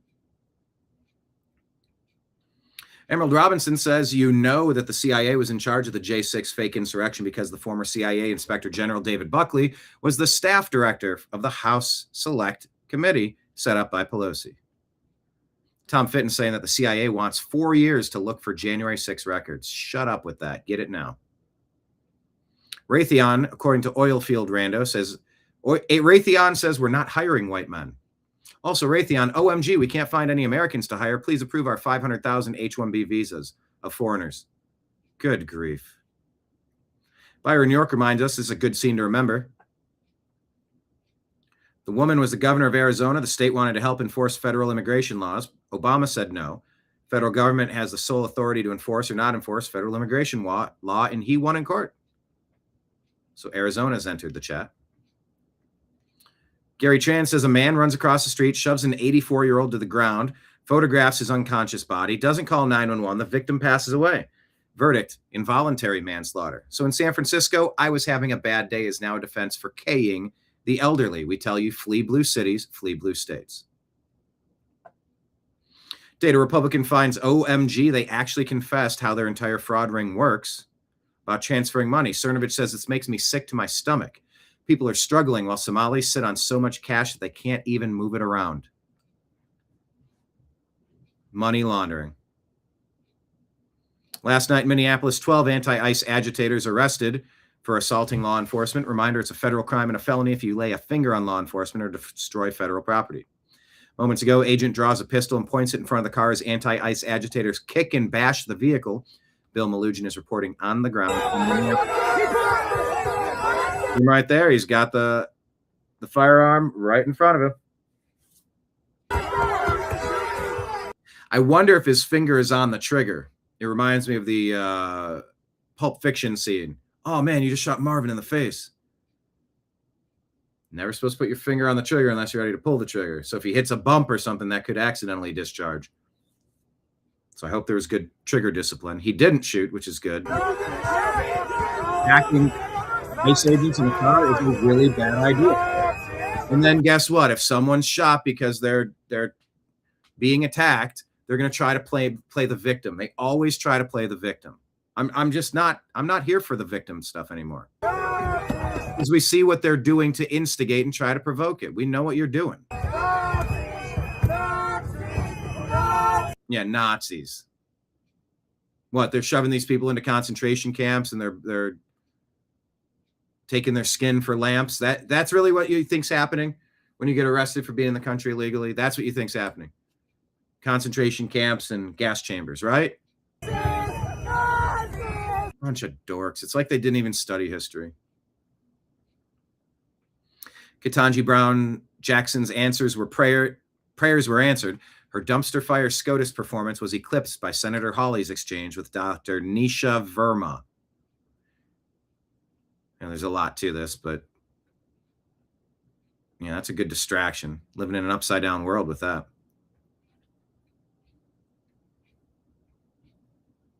I played you part of this. I'll just skip past it. Homeland Security says last night during a riot in Minneapolis, a U.S. citizen was arrested for assaulting officers while carrying a firearm. It's a different guy. Individual showed up to the protest with a gun and a box of ammo in a bag. The individual threatened law enforcement while pointing at his bag. After law enforcement deployed crowd control measures to calm an increasingly volatile crowd, the individual kicked a metal smoke canister at officers. He then pushed an officer. He's then arrested for assault. While being arrested, he stated he had a firearm, which was located along with a box of ammunition. He was not carrying his concealed carry permit. I mean, I don't know what this carry permit is. Your Second Amendment is your concealed carry permit. We got to stand up for that and make reciprocity a thing. This is not the peaceful protesting that the First Amendment protects. Jack Posobiec reminds us that in October, let's see, Post Millennial said, Chicago Latin Kings gang member puts a $10,000 bounty on Border Patrol chief. Posobiec reminds us in October, Latin Kings put a bounty on Commander Bovino in Chicago. Now a Latin Kings member, that guy we just saw, was arrested in Minnesota for stealing FBI weapons. Actually, it's a different guy, I believe. Latin Kings are major partners of the Sinaloa cartel in the U.S. They're now targeting the ICE raids, and it's all connected.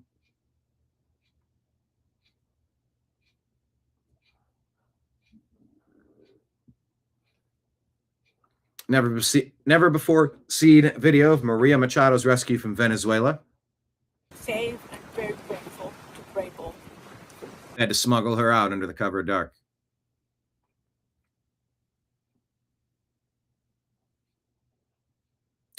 Maggie Goodlander, the ringleader of the Seditious Six, confirms that she's under investigation by the Department of Justice.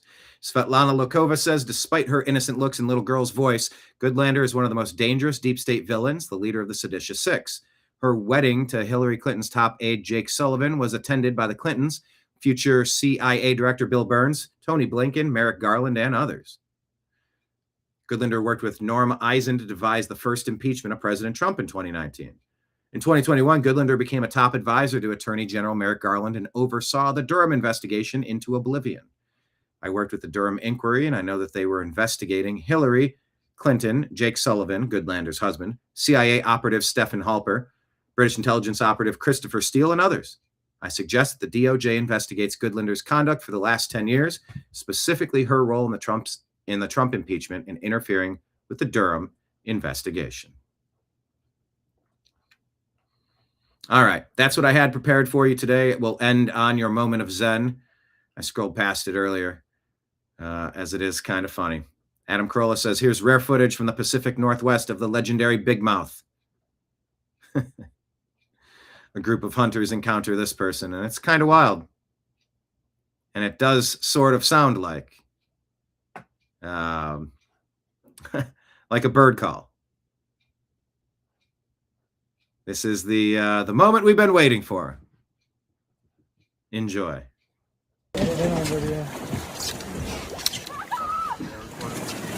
Hey, bro, what kind of bird is that? Huh? What kind of bird is that? First. I'm not really sure. I think it's a legendary parrot. Fuck off! Fuck off! Fuck off! Get the hell out of here! You're not welcome! They all look the same, huh? Go away! Fuck off! Fuck off! Fuck off! Fuck off! Fuck off! Fuck off!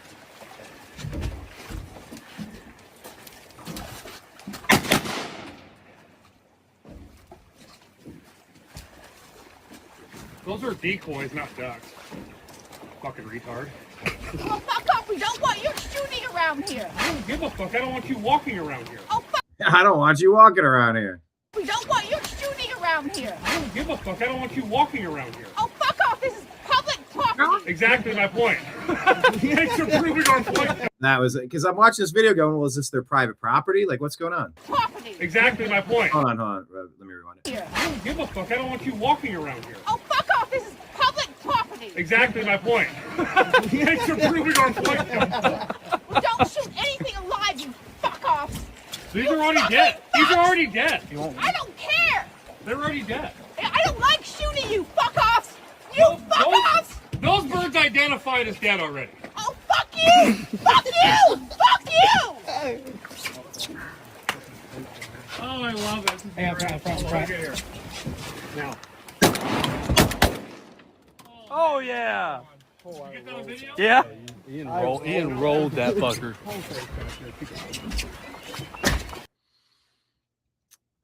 There you go. Your moment of zen. Thank you, everybody, for being here. Hope you have a wonderful weekend. Thanks for joining us as we unpack the news, trying to separate fake news from fact. Let's see what the weekend brings, huh? Will Minneapolis get even more out of control? I don't know. We shall see. But stay tuned. We'll plan on being back on Monday at noon. Don't believe we plan on live streaming this weekend. But stay tuned on all of the other places that the New American Media exists, because we're going to watch football. We're going to talk about it. I think we're aiming at Tuesday, 3 p.m. Eastern for our next episode of Strictly Football. There's going to be 4 games, 8 teams. One of those teams will win the Super Bowl, and I'm looking forward to it. All right, everybody. Thank you so much for being here. On behalf of everybody in the TNAM universe, I appreciate you. I love you, and we'll talk to you again soon. Take care, everybody. Peace.